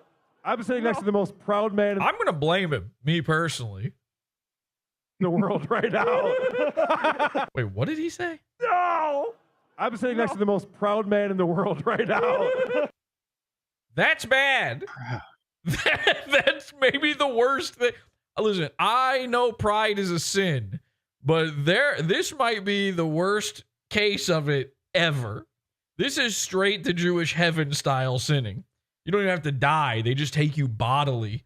The ground opens up and red clawed hands come out and drag Nick in. This is so fucking funny. That's funny? I'd be horrified. Maybe. Don't forget the intro of this show is Nick licking that guy's ear, by the way. Who licks who? Exactly? Your cum tastes like Celsius. Again, Aaron went on Kino Casino and told tales out of school he never should have told. And most of them. What is happening here then? Is that you're saying like, oh, this is payback? This is the same thing. This is the same thing. This might be worse. Them are far, far exaggerated. Wow. Aaron's tales were mostly like, yeah, I shouldn't have done coke, and boy, that shit I got up to was pretty gay. And you guys are all high-fiving that a guy got his cum licked. The conversation by a guy. By a guy. Specifically by a guy. Obviously, we'd all be high-fiving if it was a lady. Oh, here's the other thing. Now, again, I believe all women. I don't mean to break this down too hard. However, what am I to believe here? That April got cummed on and then she nakedly, carefully walked with her pretty tits past the kids who were standing there, wearing a dumped in diaper with dirt marks across their face, like literal hash marks across their face. Pig pen style with flies buzzing around them. And she's got the cum running down her face and chest going, sorry, kids, you see nothing. And then that was her snorting off of one of the kids' heads. And then she walks over to Aaron and Aaron's like, ha ha, looks like I get to eat now, children. What am I supposed to believe here? She saved the cum on her body? Mechanically, explain to me how this works. The people who have believed this and known about this, rumor going around for so long. Explain to me how this happened physically in our normal, natural reality. I believe that she got the cum all over her chest and her face, and then she slid on her back. She sort of did a backstroke across the room. Into the hallway, and then use the hallway and the walls. It certainly wasn't a breaststroke. I'll tell you. I don't care how pretty they are. Yeah. I mean, legitimately, this is like nonsense. This doesn't make sense. I know they're all living in the same house. Blah blah blah. I'm sure they had a room or something. They're in and out of the bathroom constantly. They're all sharing a bed or whatever. Like, why does Nick need to be told about it then? Why does Nick would have witnessed this with his own eyes? This is strumming. She's saying Did they say whether it was still wet cum, this, or was it dried up? Well, so maybe he's just rehydrating it. I'm doing you a favor.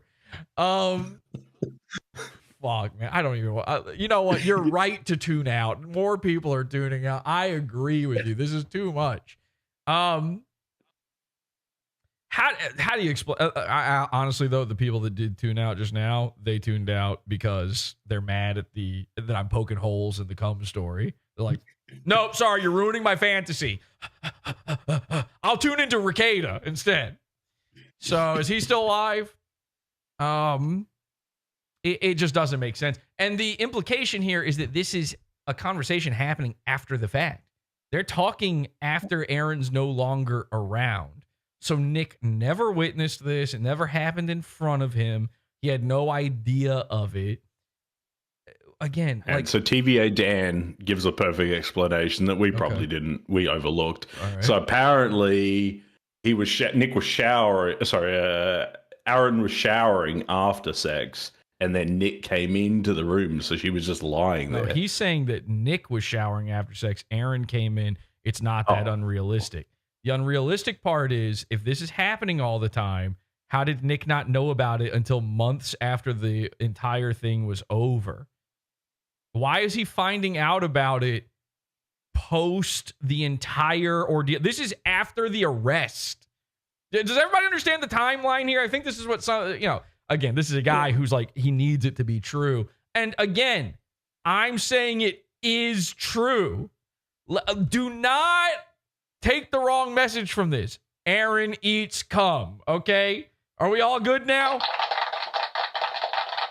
Aaron eats cum. He eats Nick's cum. He eats any guy's cum. You could fucking wheelchair Johnny. Case chocolate. Life. His mom told him life's like a box of chocolates, and he went, "I'm gonna taste every fucking flavor then."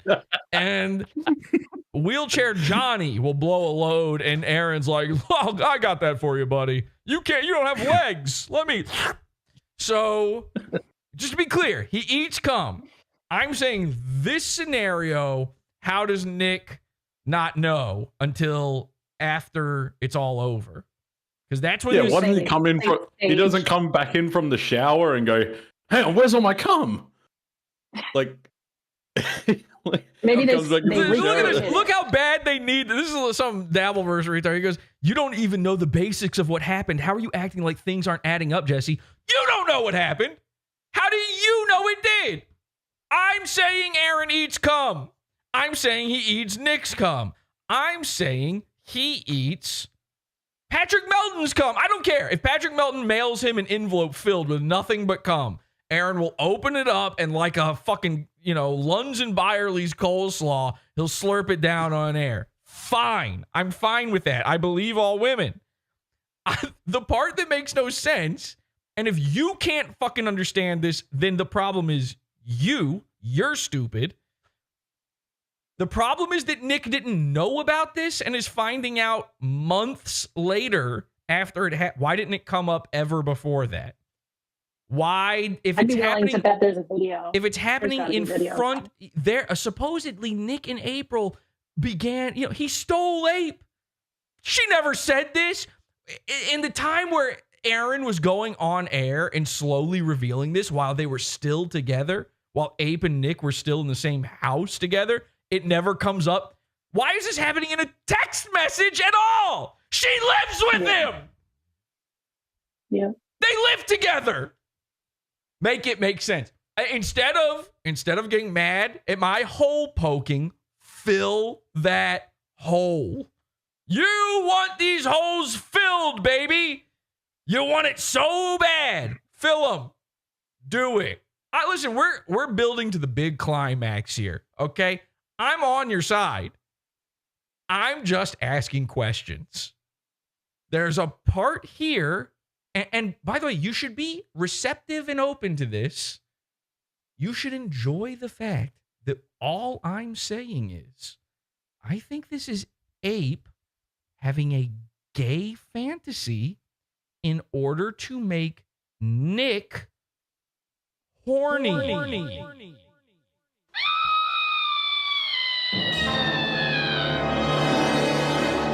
Now everyone's gay. Now all the lol cows suck, and all the lol cows are cum-eating F Burgermeisters, okay? And we all get to laugh and have fun. Because you have to admit that the text message makes no sense. It doesn't sound like a continuation of what we've been talking about. It doesn't make physical property sense. It makes no sense that Nick wouldn't already know this. It makes no sense for her to just suddenly tell him this after the fact. Unless you have an explanation for all of these things, then yes, Aaron eats cum, but Nick is also a gay guy jacking his dick off to sext messages with his concubine, and the thing he gets off to is the idea of the man eating him. Okay? And listen, there's no hierarchy in this scenario.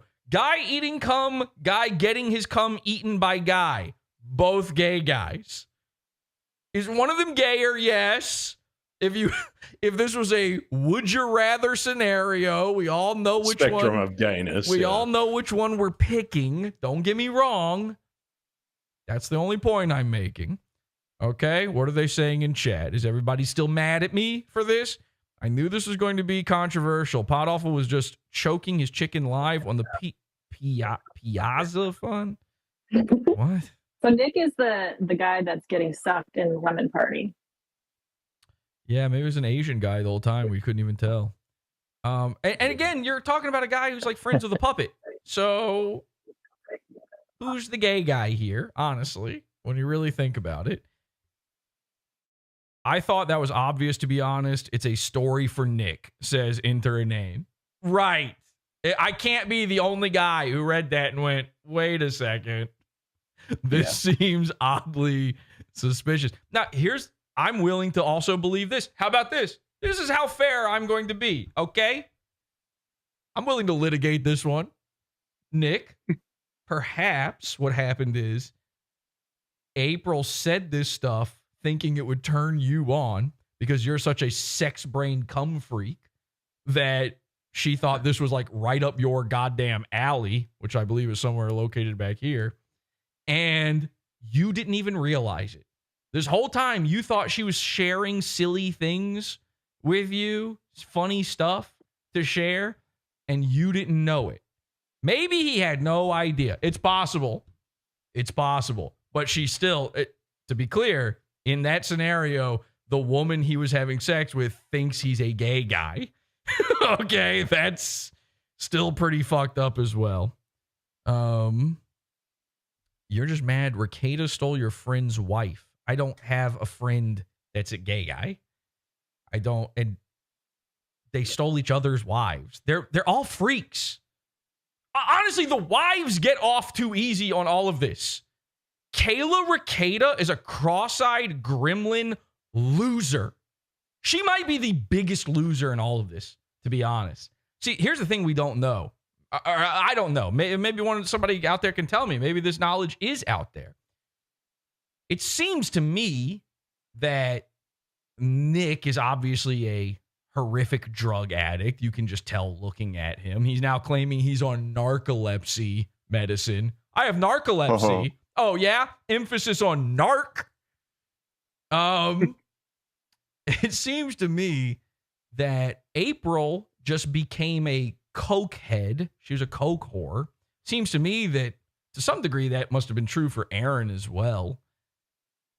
What's going on with Kayla? How did she get wrapped up in all this? Now we know she's already being used and abused.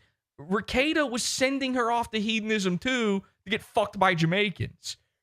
Okay? She's a prop. This is a mother. This is a mother of 5 children.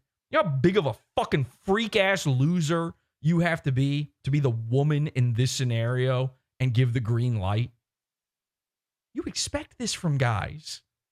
This isn't even, you don't bat an eye when you find out that some dude is into freaky shit and you assume that his wife is like, no, I'm being cheated on. This might have been her idea. And we all remember Drexel. Was that his name? Drexel. Yeah. So when Nick Rekieta did blackface, he was trying to look like his black friend Drexel. We've seen him. Kayla. We've seen him on, yes, for Kayla. He was married to Kayla at the time. Everybody knows she fucked him. Everybody knows that little rat fucked Drexel. It was so obvious when they would stream together. That's the person I think is the worst in this entire scenario is Kayla Rekieta. That's why it's such a shame that, you know, the only guy who's going to talk shit about her can't talk about her anymore is because she's fucked up. He wouldn't do it anyway. He's such a fucking wimp puss. He's a simp for her. Aaron would never even do it anyway if he was legally allowed to. But she's the most fucked up one. When everybody's like, oh, Nick wasn't feeding his kids. Well, neither was she. She's the mom. That's her job. It's your job to give the food to the child. That's like your only job. She's a stay-at-home mom. It's not even a job. It's just what you're supposed to do. That's like wiping. Okay? You know, they say being a mom is the toughest job in the world. Oh, yeah? What about wiping your own ass? That's pretty hard sometimes. Just keeps going. You just keep wiping. It's brown, the paper. You go through a whole roll. You telling me I don't have the hardest job in the world? Tell that to my fucking toilet paper budget. What were you saying, Scott? You talked me around. I think the men are the victims in all this. The men are the victims, honestly, and we no longer believe the women. Yeah. No, I do. I believe April. I believe April. It just doesn't. I don't understand it with no context. And that's the thing. They're purposefully providing no context. Like, you know, Nick Rekieta said some of the gayest, most fucked up shit ever in this thing. Like, I'm just here to give the other perspective. This isn't the pro Steel Toe perspective where the whole internet's laughing at Steel Toe right now. He's a gay cuck. He eats cum. Yes. Also Nick. That's my only addition here. Also Nick. Let's go to the stores. Not only Nick, not instead Nick, also Nick. It takes two to gay tango. Can't wait to talk to you about his need to hear about. Okay. Thank you. Here's a perfect example. Listen to this. The conversation. Here's the very next thing. I can't wait to talk to you about his need to hear about my big cock. Limau. There's no amount of lamau on earth to save you from that first sentence. You can't wait? Okay, number one, why are you waiting? Just start talking about what's stopping you right now from doing it. Number two, why can't you wait for that? That sounds a lot like, please tell me right now. Lamau! A fucking shitty sentence as well, I doesn't it? can't wait to talk to you about his need to hear about my big cock. Limau! I'd rather look into your eyes than anything else in the world, babe. They're like a pretty ocean. Mine even has an island, though. Okay, see, again, this is gay. I don't even want to hear that. That's so gay. All right, but it actually gets worse for Aaron somehow. I know that doesn't seem possible, but they also did this. We do have one more photo. I think this is my favorite photo in the whole bunch. They just showed a bunch of Aaron. Again, they're the same guy. Of Aaron's private, his intimacies, his intimate images. Look at this. Hey! Now, very funny, awesome. They showed one of him standing in front of the mirror, trying to look sultry, his tits out disrespectfully on display in front of all of Congress. Hold on, you're not seeing it. You're not seeing it correctly. Yay! Finally, some sexy man time. This is very funny. Don't get me wrong. This rules. I mean, this is an incredible thing to have out there. Kayla took this. Yeah. Who took this photo? Who do you think took this? Aaron didn't set up a timer. This is Nick's bed. This is he just finished fucking Nick's wife. When I tell you that Nick is getting off on this, and I'm guilty of now being part of it as well, the entire point of the cucking and the swinging is that they get off on other people fucking knowing about it. The knowing that's the gay part. The part that degenerates get off on is never the act. It's what happens after. It's the reaction. When you call them a degenerate. Yeah, spit in my face, call me bad. That's what's happening right now. This is Nick going, look, this is the guy that fucked my wife. I'm such a fucking loser. Kill me. Incorrectly. Yeah! Finally, some sexy man time. Yeah, those are some new thumbnails for Pretty Antisocial. You're welcome. When I get you also, he doesn't look happy that his picture's getting taken here. Maybe somebody has a revenge porn case. I'm sorry. Does Aaron wear his glasses during sex? Yes, he never takes them off. He can't. The spider tells him not to. I'm telling you, this is the same thing Aaron did, but a billion times. Aaron showed an intimate photo to one guy who is his friend. They charged admission to see naked, sexy sex pictures of Aaron Imholte, which is already a freakish fucking concept alone. How is this not a revenge porn crime? Now, we're going to skip the rest. You get it. We saw the pictures. We see the cum guy. He's a cum guy. We haven't gotten to the big finish yet, but I told you I talked to Aaron. Black Greg, you had something to add? I just dragged Black Greg in here. You got something to say before I go to this next thing? He can never figure. He sent me. You got it, bro. Oh, I see. You sent me the. I don't want to share this. This is might be a crime for me to share this image. I'm not kidding. Those supple breasts. I understand. Listen. I'll give you the $50. Greg, all right, give me the $50 and I'll share it. Okay, send me. We're gonna have to hit the goal for me to share this, guys, because this is a crime that's going to cost me. If you want to see Aaron's boobs, here they are, $50, please. How is this not? If you just zoom in right there, that's a trans titty at best. Okay, at worst, I mean. This is, by the way, Nick's bathroom. Obviously, you can tell because there's. Why does he have a black lady's nipples? What the fuck? There's a lot going on here. There's a lot of problems happening here. The least of which is look at the fucking fangs on the spider as they make him. Greg, that's a black lady's nipples. Am I wrong? Do a sultry face here. Yeah, that is what Greg's mom's nipples look like for sure. He remembers. So this is a guy. Is there true nudity here? No.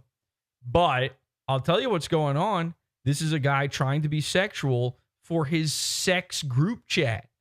That's where this was sent. This was sent to the sex group chat. So this is an intimate image. It's the same group chat that Kayla's tits were sent to. Okay?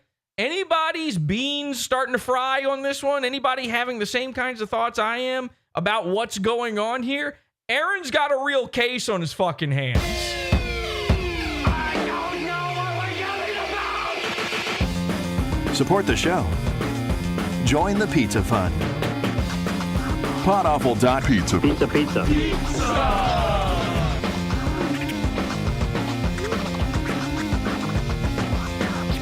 PodAwful.pizza.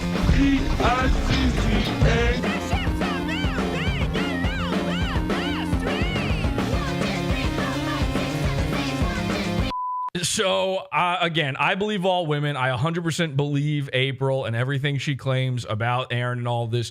But for my journalistic integrity, I had to keep things fair and balanced. I had to reach out to Aaron, and I had to ask him. So a few days ago, when this story was first breaking, I messaged him and I said, just need your statement before we go to press on this. Did you, in fact, lick Nick's cum off of Ape while looking into her eyes, or do you have a different story? We go to press no later than Monday.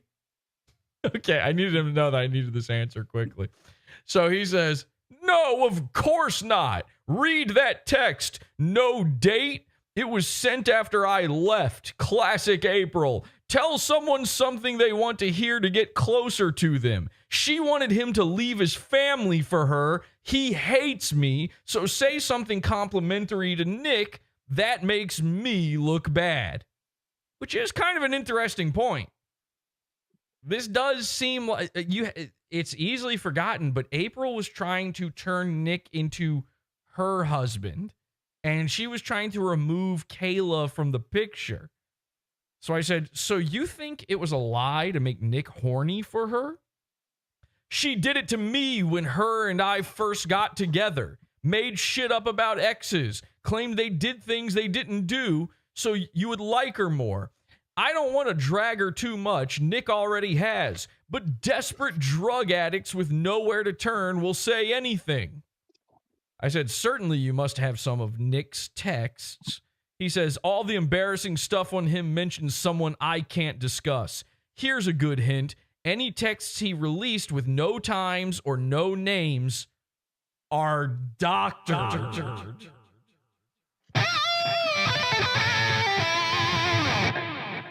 Now, this is why I believe Ape. I don't, for a single solitary instance, believe that any of those texts are doctored. He's trying to, like, what? They're photoshopped? They're complete. There's nothing real about them just because there's no date. I think the slimy thing is that there's no date and no context. But certainly someone said these things for real, whether they're true or not. And some of those texts are from Aaron. Aaron said some really embarrassing, fucked up shit in some of these messages. Black Greg, you must remember. What did he say about his kids when it comes to April? He said that he would hate to lose April, but he would be okay losing his kids, basically. Like he would know what to do without this kid, without April. If he had to choose between losing his kids and losing April, he picks losing his kids, which is absolutely fucked. Obviously, this dude is insane. This dude's insane. This dude's a wreck. I think he responded. April can just make more kids. I mean, it's like an endless kid factory. I think she's you lose one kid. He didn't he say something about this today? Like he addressed this issue today. If somebody's got that clip, post it in show discussion and I'll play it. I don't have that ready to go, but I bet you somebody's clipped it. So anyway, this is starting to sound a little silly. So I said, are you going to report them for revenge porn? Now, I truly believe this. I think he should. I'm trying to convince Aaron to move forward. If Kayla gets to do it, he gets to do it back. And this is, again, 1,000 times worse than anything he did. What he did is what every red-blooded man has ever done with a nude that he's been sent. He showed a friend, okay? Just some dumb whore. Hey, check this out. I matched with some girl on Tinder and she showed me her butthole. Every guy's done that. So he says, can't, nothing sexual about them. Disagree. And by the way, so does Hackamania. So does every attendee at Hackamania. None of the photos are sexual in nature. Plus, I ain't a bitch like that. Appreciate the humor. The man flew on Mother's Day weekend to seethe about the one who got away the day of his daughter's dance recital. Dude. That is fucked up. I mean, that is insane. Obviously, Nick's insane, but Aaron, come on. You're not going to fleece me here on this one. First of all, you are exactly that much of a bitch to do this sort of thing. And number two, the coolest and funniest and best thing Aaron could do is turn the tables on them with this. He could do it to Nick. He could do it to Ape. He could do it to Melton. Why wouldn't you do this? That would be so fucking funny. So I said, they are sexual. I saw your tits. He says, haha, believe it or not, tits are not considered sexual on a man by law. I said, I think you have a real case to set a precedent here. These were private photos intended for sexual partners. Also, it would be really funny to do.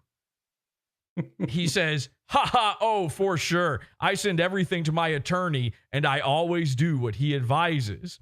And then I looked up the revenge porn laws everybody's talking about in Minnesota where he lives. This crime happened in Nevada. This was Las Vegas. So I looked up the Nevada revenge porn laws. Now, it turns out they're essentially almost word for word the same as Minnesota. It says here, somebody copied someone's homework. Basically, as legally, although Nevada might have been first, as legally defined in the state of Nevada, what is referred to as revenge porn in this context is the crime that an individual commits with the unlawful dissemination of an intimate image, check so far, when with the intent to harass, harm, or terrorize another person. Absolutely, that's what Hackamania was. The person electronically disseminates, done, or sells done Yeah. In intimate image, I think it means an intimate. Their law is mistyped here. An intimate image, which depicts the other person. This specifically refers to situations in which the following conditions apply. The person depicted in the image was at least 18 years of age at the time the image was created. Check. The person depicted in the image had, at the time the image was captured and in the future, a reasonable expectation that the intimate image would be kept private and would not be made visible to the public. Check. The person depicted in the image did not give their prior consent to the electronic dissemination or sale of the intimate image. Triple check. Ladies and gentlemen, we've got revenge porn. It doesn't say anything about sexual, it just says intimate. Says intimate. Now here's where the issue arises. Most intimate thing I've ever fucking seen. Here's where the issue arises. We talked at length about this whole revenge porn thing. I said before, I don't think revenge porn is a real crime. I think it straight up is unconstitutional, frankly. And it's what I term a dumb bitch law. And most laws, by the way, that have been drafted ever since the 1960s are dumb bitch laws. Basically, these are laws to prevent women from feeling the consequences of their dumb bitch actions. Now, again, we already went at length about this, so I'm not going to, go over all this bit by bit again. I believe Aaron did nothing wrong when it comes to the quote-unquote revenge porn. However, if it's true for a lady, it should be true for a guy. Now, here's the problem. If you go on to read the law, it explains what an intimate image is. And while one intimate image described is two people engaged in a sexual act, which is definitely not what this image is, the other one says that an image revealing a nipple is an intimate image. However, they specify a female nipple. So obviously, it's sort of a problem here. Now, why do they specify female nipple? Because it's a dumb bitch law. This proves my theory about the dumb bitch law. How many laws even specify, like, why female? And by the way, this law was drafted in a time when they're making new laws about trans people and now birthing persons and womb havers and all this stupid shit. But this one, not so much. So I started thinking about that. I realized, well, what is a woman? Wait a second here. Do you just have to be a dumb bitch? Because luckily for Aaron, he's one of the dumbest bitches I fucking know. So I messaged Aaron. I gave him this info. I said, this is the Nevada law. You have a case. You have the chance to do the funniest thing ever here. All you have to do is claim you are trans and those are women's nipples. And I mean it.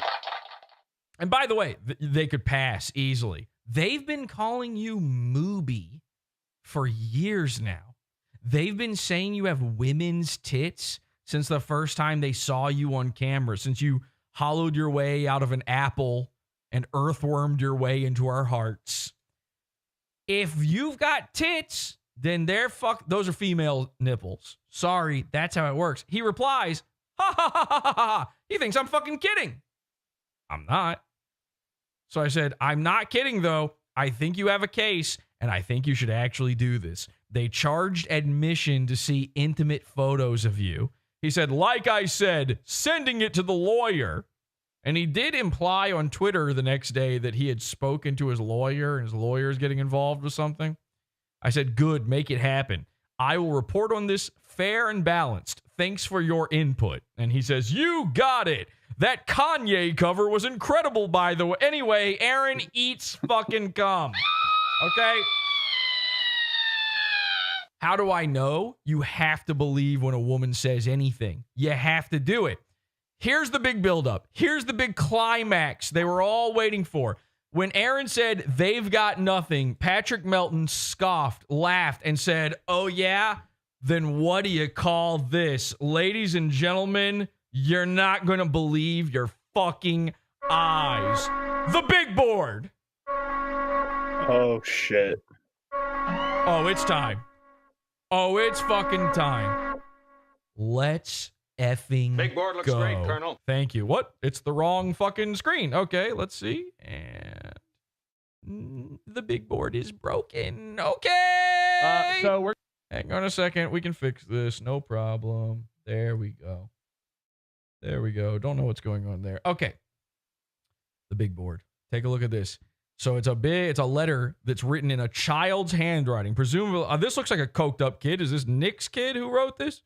He's faking this letter, I guess. He gets his child to write. No, I don't know what this is, but it says, "I am sorry, April," and he sealed it. This is insane. Send him to prison over this. Aaron has to go to prison. He sealed it with a steel toe sticker.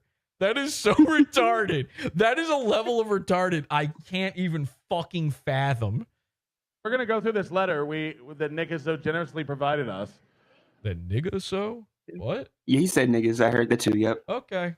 Of Aaron Imholte and the last thing he ever wrote to April. Here's a picture of the entire letter. He taped her wedding ring to it. There you go. He was completely done. That dumb bitch in the audience goes, "What?" That's pretty good. What? He taped her wedding ring to it. This point, that looks psychotic with that writing. I know. Remember, that looks psychotic. Remember he had his board of like top donors, and it revealed how bad his handwriting is. So you can't say this is fake. You can't. We know this is your absolute shitty psycho handwriting. Obviously this is real. Now, we've seen this move before. Dick Masterson. This is, by the way, the finale. This is the last night of Hackamania, last show. Nobody likes onions. It's all been building to this moment, and it's all based around Dick Masterson doing this exact same bit to Maddox, and it killed. It killed. That when they did that bit, that's still that was nuclear goss. Remember that? So this is supposed to be the craziest fucking thing you've ever seen in your life. This behind at his house. She cleared out the wardrobe and then put this ring down. And after this, he started calling it my wedding ring. Yeah. I've been a bastard. I've been harsh to you when you needed support. I've guilted and punished you when you've begged for mercy. That's hot. Yeah. Nick's sitting there jacking off. He's junking off right now. What in the hell? I've broken your spirit just to keep my own world intact. Somebody says he has the handwriting of a 5-year-old retard. That's inappropriate to say about retards. Okay. Act. What the fuck is up with that K in broken? It's like it goes so small. I'll tell you what happened. He started to spell broken with a C and had to turn it into a K. Yeah. Broken your spirit just to keep my own world intact. Oh my god. Oh my god. Is she on her period? Spiraling. And remember, this is April 2024. In April? In December, we learned yesterday, he said he had a barely burning career. Now I stopped being the man who helped us save each other. I took both of our feelings for granted and didn't. And obviously, all of these things are embarrassing, are gay. And they're also all the types of things you say when you're desperately trying to get your wife back. Nurture that. Never. I would never say it. Well, I would never admit to this You shit. also never had a wife. I would never know. Yeah, true. A little bit different for you. I lied to keep the wolves from our door. My lies hurt you because it showed I didn't trust you to walk beside me as my partner. What is this hole in the paper? April shot it. She took it out hunting. I made sure you sat in the back seat for everything. Whoa, the cuck truck backseat? This is really getting Dick Masterson-y. I got mad at you for leaving instead of being mad at myself for being a man that needed to be left. I loved another woman effortlessly and did... Damn! This is not the way to get her back. Shit. So in his please take me back message, he's like, by the way, I cucked you too, frankly. Going from You were kind of even. What's worse is I didn't have the balls to just say so. I've been a liar. I've been a monster. End of letter. I love. Okay, now an interesting thing happens here. This is the big finale. He just goes, end of letter, and the crowd doesn't even react. Now, with all of these things, they play it twice. Another woman. So now they're playing it again. Watch this. Effortlessly, and did so in front of you. Just enjoy it. Sit here. What's worse is I didn't have the balls to just say so. Why is that worse? It shouldn't be. I've been a liar. I've been a monster. Aaron Imholte. Ooh. Should have saved the Cumguys stuff for last, I think. The Cumguy response, a thing everyone already knew about. The Cumguy response was, whoa, what the fuck? This was their nuclear we got him thing. Aaron himself was like, this is not, I don't care. This is nothing. Here's the tepid response. Oh, he made the putt. And now they're realizing. I think people felt sorry. Yes. People felt bad about everything. They realize this is the end of the show, so they're like, yeah. They're trying to like make up for it. They're remembering they're being streamed right now. They're like, yay. That is Hackamania. Nobody likes onions. Thank you guys so much for watching this. Yeah, if you have to announce that it's the end, then you didn't have your mic drop moment. That's this is the most prolonged mic drop of all time. So just in case you didn't understand, this is the end. Clap, please. He just got jebbed. Show. There you go. That was the big fucking finish. Unbelievable. I would have saved Cumguy for the end. That's my own critique on that. But hey, listen, I'm sure they had fun. I'm sure everybody had a good time. Let's go to. Greg got me the clip I was looking for. And there was one. I think that. Here we go. This is the clip. So again, Aaron said he would prefer to have April over his own children. Here he is. Joker there. Here he is addressing that. And you can also see he's in the middle of slurping cum in this sentence. That one was from December of 2023. So he's going back to 2023. And And so back when this was happening, that makes sense. Okay, yeah. It said something like, I think I could stand if I lost my kids. Because this was about... Don't break it up. Finish the fucking sentence. I think this was around... Look at Wheelchair Johnny. He doesn't even know what to do. I can't get over him because he looks like the Joker right now. It looks like he's being punched in the face constantly. You know what he looks like here? He looks like Boo from Super Mario. Like he's too shy to look at Mario right now. I think I could stand just a shy if guy. I lost my... Well, a shy guy is a different Mario enemy. And technically, it's a Doki Doki Panic enemy, if you really want to get real about it. My kids, because this was about, I think this was around the time Ashley was going for that HRO because she knew April. She suspected April was on something. And I said... Also, you were also on something. Something to the effect of, I could handle losing my kids if I had April with me. No. That's not what he said. He said he would prefer to lose his kids over losing April. Not that he could handle it.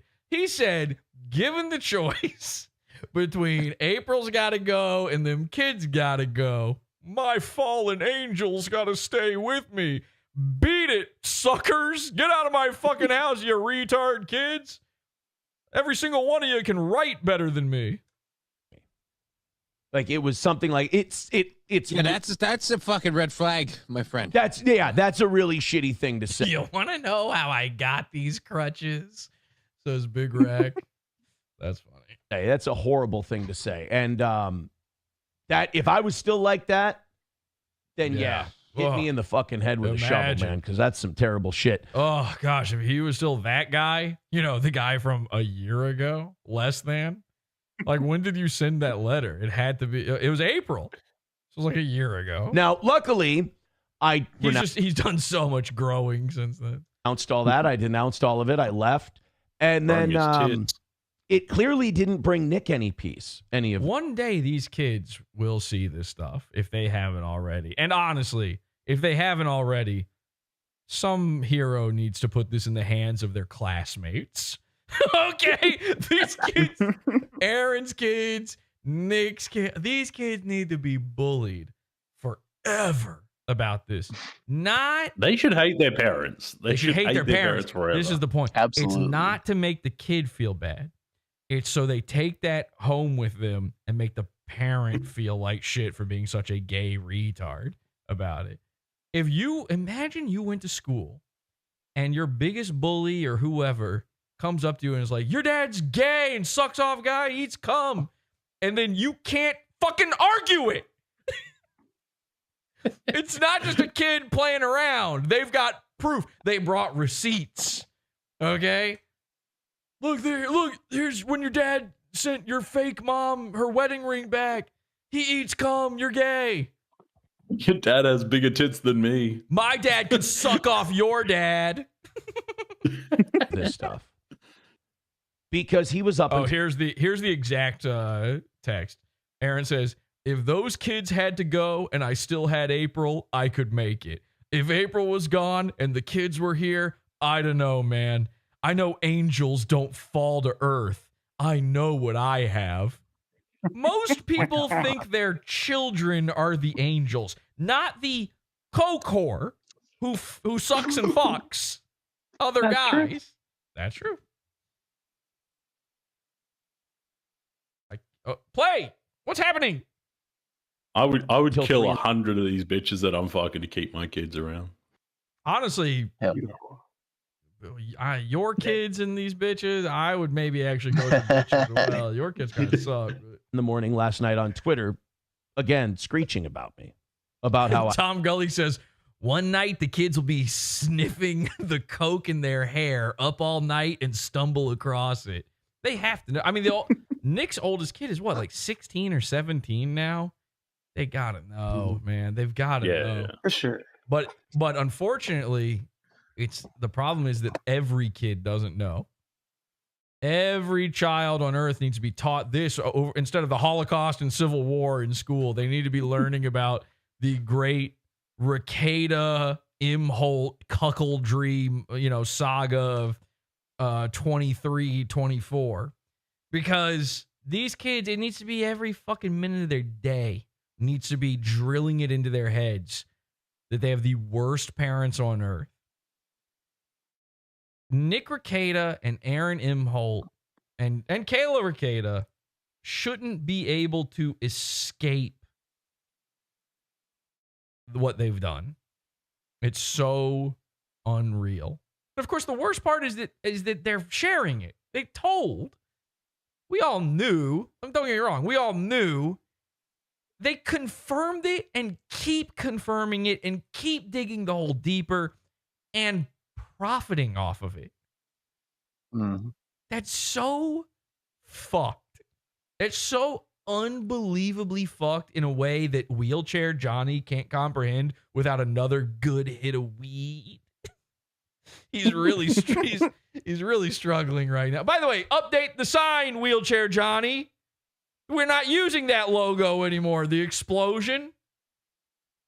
I ruined his life and how I did all these things and I wrecked it and I ruined his life. It's like, bro, A, I'm still not going to fuck you. B, you already did. Johnny, let's, for posterity's sake, before he went on stream with coke on his nose, clearly inebriated, and before he got arrested, did I say any of this stuff? Like, before they got arrested and he had coke on his nose, did I say boo? Johnny's like, I don't pay attention during these shows. I'm high. I've got my own legs to worry about here. He's died. Wheelchair Johnny would kill if his legs could get into a quadruple. Because there'd be 2 more legs that maybe actually work. No, actually. None. Zero. It was all hush-hush until that shit happened. And then they got arrested, and you know what I did? I went, this shit's going to come out. All 3 of them got arrested. You know what I did? I profited. I ran a train on my children's future the same way Nick Rekieta ran a train on his wife and mine. And I said, you know what's more worth it? than the sanity of children meeting the fucking goal. What is the goal? Where was the goal for the sign? Is that what we were doing the whole time? What was it all building toward? Aaron's got what, like 14,000 subscribers or something? What is it? 13,000 subs. He gets fewer views than me on these streams at this point. Was it all worth it? A year ago, he's sending text messages to Nick saying that he's got a barely burning career. Is that why you made the logo explode? You were trying to get things burning, trying to get things going? Was it all worth it, man? You're so fucking stupid, Aaron. You're so fucking stupid. It's unbelievable. Because here's the thing. We're laughing at, Nick Rekieta thinks he's smarter than drugs. Aaron thinks he's smarter than Nick. You're the same guy. You are permanently, infinitely, inextricably linked to another man's cock. His cum. When people look at you, they see Nick Rekieta's load in your belly. That didn't happen on accident. That didn't happen through a lie. That happened through actions you took and keep taking. You have not outwitted anyone or anything along the way. Okay? Nobody's your friend on this. Nobody's on your side on this. You look fucking stupid. And the 6 or 7 people you've got pumping you up on Twitter or in the chat telling you, oh, well, Nick sucks too. It's like, yes, 2, not toe. Another win for the 2. TOO. You need to learn that word, Aaron. It's both of you. You both did this. You're both fucked up freaks. And of course, I gave him I told him every little thing he could do, everything that would make more sense. I do think he had to. At a certain point, he had to talk about it. Because, again, Nick was working off the Dick Masterson playbook. And if you let the other guy run with the narrative for too long without ever countering it, that becomes the canon. That becomes the lore. But here we are. You're so bad at it, and you're so stupid, and you're so bad at running a show, and you're so unfunny. Your show sucks so fucking hard that the dude managed to you have for a year run roughshod, being the only guy giving out the lore. And in one felled swoop, this other dude came in and changed the lore into you being a cum eater. And that's just permanently true. Why? Because we believe all women always, ladies and gentlemen. And let's change gears here just a little bit. In the wee hours of the morning. And let's go over to Mersh. Because again, Mersh was covering all of this. And speaking of, I had Mersh reading the letter. I should have gotten Mersh to read the letter. I forgot I had Mersh reading the letter. Do we want to hear that just as like a fun little bit? Let's see. Is this sad? Yeah, why not? Let's see. There we go. Ready? Here's Mersh's take. This is from Aaron Imholte to April. The ring and everything. This is cringe. Ready? Oh, God. Every fucking... Hey, just let the Tasmanian devil warm up here. He's got to pull start his motor. I've been a bastard.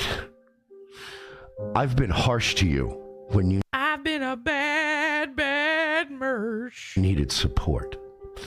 I've guilted and punished you when you've begged for mercy. I've broken your spirit just to keep my own world intact. This was gonna... I stopped being the man who helped us save each other. By the way, I was like trying to find time codes, listening to Mersh. I had my AirPods in. You know, when you listen to these AirPods, it's like you don't even notice the AirPods anymore. It's like it's just happening inside your head. The mouth noises Oh my God. You know, I'm normally listening to him on headphones like this, which makes it's pretty bad already. When it's inside your own brain, these slurps and slops and gurgles and stroke grunts are some of the most horrifying. It's so much more disgusting than I ever even realized. I took both of our feelings for granted and didn't nurture them.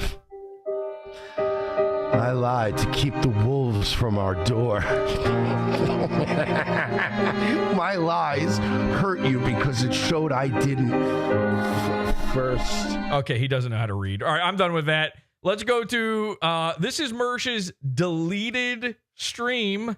Mersh was afraid of Patrick Melton DMCAing him, so he hid this. He said he deleted it while in the same episode making a big deal about how it's impossible for him to take down my episode. He'll never be able to take it down. I'm live on Rumble, X, Odyssey. By the way, I checked Odyssey. It's not there. He hasn't uploaded anything to Odyssey in like over a year. I don't know where he thinks it's going on Odyssey. It's not going onto the website. But it turns out it is still on Rumble, though. He just unlisted it. So here we go. Let's turn back time a little bit, because this is where it gets interesting. This is where, you know, that big finale was not so good. So I've got a different big finale in store for you that I've had planned this whole time. Here's Dick Masterson and Vito Giswaldi, appropriately named for this episode. And they were at Hackamania. Here's their take on things. And then I nurse my sorrows on Twitter, and what do I see? Nick talking about his goo or his cum being eaten. I say, there's no escape from this madness. Please. I gotta say, please, you two fucking, I can't say the word. Someone say it for me or I lose my bank account. Thank you. Are giving me a fixation on cum eating that I never thought I would have. What about you?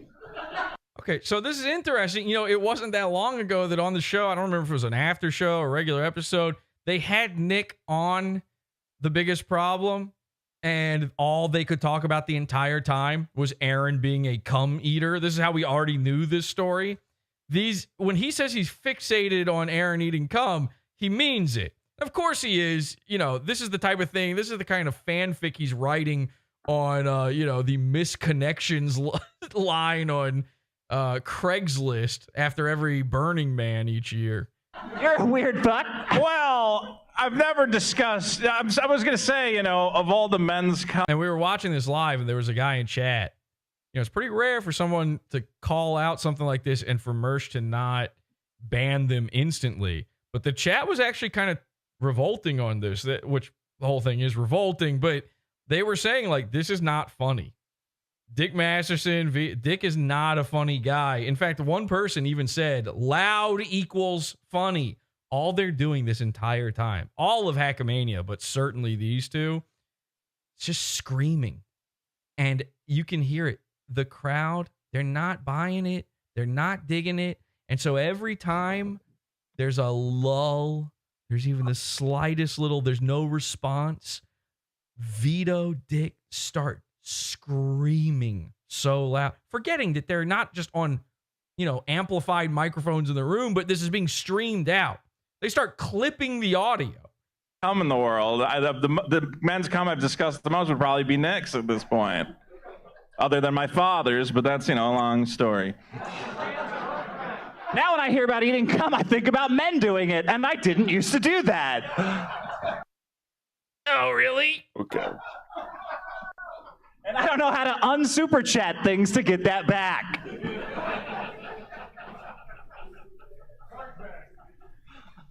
Now, so okay, so you see what I'm talking. It's getting a little some brief silences, some dead air. So Rekieta, and of course Mersh doesn't fill in the blanks here either. Even Mersh, it got so bad. Even Mersh called them out. Had cum. And Aaron ate the cum? Yeah. Somehow. Off of something. Off of something. Is that true? And it's bad for somebody, and I don't know who anymore. Again, The entire weekend was just them talking about this. Bad for April, you think? You don't think that was the best moment of her life? Because I kind of do. Whoa, okay. All right, so just to be clear, Dick thinks the greatest thing to ever happen to somebody is eating Nick Rekieta's cum. All right. So after you eat a guy's cum, or having another guy eat it off of you, I don't know how Burning Man works. I've never been. I've never even done one LSD. It's like pretty hard to talk shit about him, right? I think it's like you know, you suck and you're not a good broadcast or whatever. And it's like you ate my semen. I think you're part him. I think I lose this exchange, unfortunately. This is the guy saying this admitted to us that he sucks trans cock. I don't even know what to do with this information anymore. I think you're part him forever. Yeah. I mean, that's why I liked when women do it. Because yes, women. Their souls forever. But now I don't like it anymore. So you're saying when hard drive and the crowd goes mild. I've deleted. Thanks a lot, Nick. I'm just trying to wrap my head around this. So you're a guy who gets blowjobs. It's like an ad. Like you see an ad enough times and you're like, well, maybe I do want to try like the Tostito at Taco Bell for a limited time. Are you saying you're thinking about eating cum? So how many Craigslist ads has Dick seen at this point then? What is happening? I'm not saying that. I'm just telling you how advertising works. There's obtrusive thoughts. Who made this? Oh yeah, somebody made a prop of bottled Nick cum. What are we doing? Where? I mean, this is what we've come to. This is the internet. Hi, welcome. The internet.show. Welcome. You made this? No, I wish. Well, Nick made it, but who bottled it? That's the real question. That's my problem. That's an excellent problem. Yeah, that leads me into my problem, Simpsons. I think, because we're talking about Nick Rekieta. Is Nick here yet? Where? Hey, guys, let's give it up for Nick Rekieta, Wow. man of the hour. The man of the hour. He opened up his relationship, ladies and gentlemen. Let's give it up. Says the guy who did the same thing that he's copying. By the way, we got to be clear about something here. Okay, let's talk about it. This has been a topic that's been on my mind. I've been talking with the cult about for a week or so now. Keeps coming up somehow. Microchimerism. All right, don't know where we're going with this. Stay tuned. Listen to this. Do you know what microchimerism is? Go ahead, Dirk. Explain it. What, when you comment on a lady, she kind of takes on a guy's traits? Or?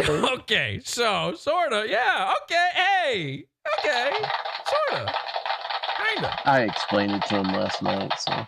Okay, don't take credit. Yeah, right. Okay, Urquhart, what's the husband stitch? Go ahead.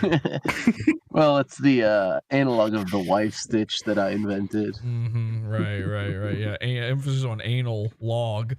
Yeah. Okay, so microchimerism. Let's talk. This all wraps back into what we're watching here. All right, microchimerism. I was talking to Chris about this one day. We were just having a friendly chat in Discord. Just came up. I don't know how. I don't know why. We're talking about ex-girlfriends and stuff, and it just came up that women. We all know this. We've talked about this on the show before. Women, after you've dumped them or they've dumped you, they start taking on your traits and your qualities. They start doing your hobbies. Every single girlfriend I've ever had has taken one major part of my life, personality, hobbies, or interests, and made that her entire thing the day we're no longer together. It's never when you're together. That'd be too convenient. That would actually maybe keep the relationship going. It's women don't have personalities. They get fucked into personalities. And the mechanism for this is something called microchimerism. And what happens is when you nut raw in a bitch, okay, maybe you see where this is going. When you nut raw in a bitch, and of course, I've always been an advocate for never use condoms, never pull out, okay? And I never have. I've never done either of those things. When you blow a load in some girl, she takes on some of your DNA. It is absorbed through her vaginal walls. And I'm sorry to get too naturally illustrated here with you. Please, we've already spoken quite a bit of men's cum. If you can just deal with vaginas for a second, I hope you can stick with me here. This is a true thing, by the way. You can look this up. They try to memory hole this. They don't want you to know this shit at all. There are extensive studies on this, and there's certain scenarios involving, like I think they did a test on the Amish or something with this, or some sort of weird group like that have a lot of inbreeding and and it's pretty common for girls to actually still be virginal to a certain age. And they were testing their DNA for stuff like this. They don't want you to know this shit. But every single girl who's gotten nutted in is now part that guy. So why are sluts so BPD and crazy? Because they're basically, it's like Freddy Krueger with like, they've got 50 different personalities. He's the son of 1,000 maniacs or whatever. Like, isn't the lore of Freddy Krueger that his mom got nutted in by 1,000 asylum guys, and then he was born of a gigantic galactic cum swirl inside her pussy? It's the same thing going on inside of a woman who has taken on many loads. She literally takes on your DNA, and it's just a tiny fractional percentage, but it does affect her. And there is that thing where, everybody knows that, when women have, when a couple has been together for a long time, they start looking like each other. We've all seen that. Oh, these two, they're like an old married couple. They look alike. Well, the reason for the guy didn't change. The guy looks the same. It's the lady starts looking like the guy a little bit, because she is literally taking on his DNA. This is something we inherently understood as a species. This is why virginity ever mattered. This is something that your caveman lizard brain knows inside you without ever, you don't have to do a scientific experiment. Why is slut shaming correct? Because otherwise, if you are taking 1 million loads from 1 million guys, you are now haunted. You have a pussy that might as well be a fun ride at the local carnival. And everybody's taking a spin and they're vomiting inside the ride, and none of these carnies are cleaning up the mess. These are permanent stains on these rides. And then you add on to that, the type of woman that does that. Again, we were talking about dumb bitch laws. What's the number one dumb bitch law? You got abortion. That's the absolute pinnacle of dumb bitchery. The type of women who are getting nutted in all the time are, of course, the type that are, getting abortions. So you want to talk about fucking haunted. I dated a girl. Okay, like I said, every girl I've ever been with. 3 different women that I was with. This was many years ago.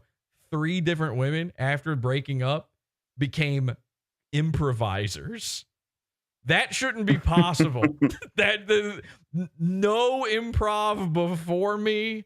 That's their whole life now after me. I'm an improv guy. Absolute insanity. Okay. And one of the girls I dated, I didn't know this. I dated a girl who had had an abortion. And I didn't know that until after we were already together. And so you want to talk about haunted. This is not a friendly Casper style ghost. Okay. You could hear, she opened her legs and you could hear, mama.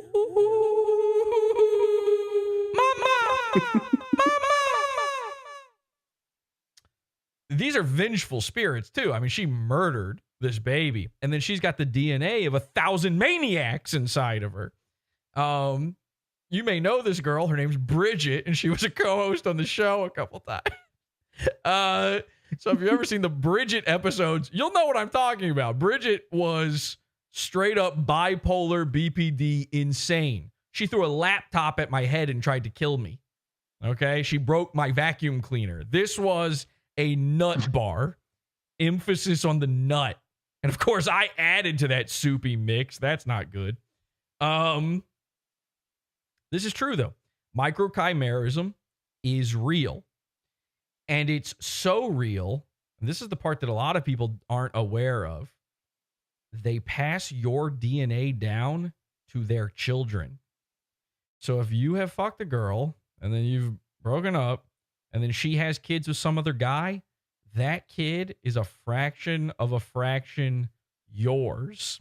Now, because this upends society as we know it, and again, 30 years ago, it wouldn't. 30 years ago, it would be exactly society as we know it. It was the way we were all working. But now that, women are girl bosses and they give women their fake CEO jobs to make them feel like they're important. They give them their HR jobs to make them feel like they're in charge. Now that women are girl bosses, you can't have these discussions. There's no funding for checking in on this microchimerism thing. So we've learned as much as we're ever going to learn about it, and the rest is up to you to understand innately. And I believe I understand innately that the more you dump load into a lady, the more DNA of yours she now has in her. You're transforming her. And again, 100% proven that is passed on to her children.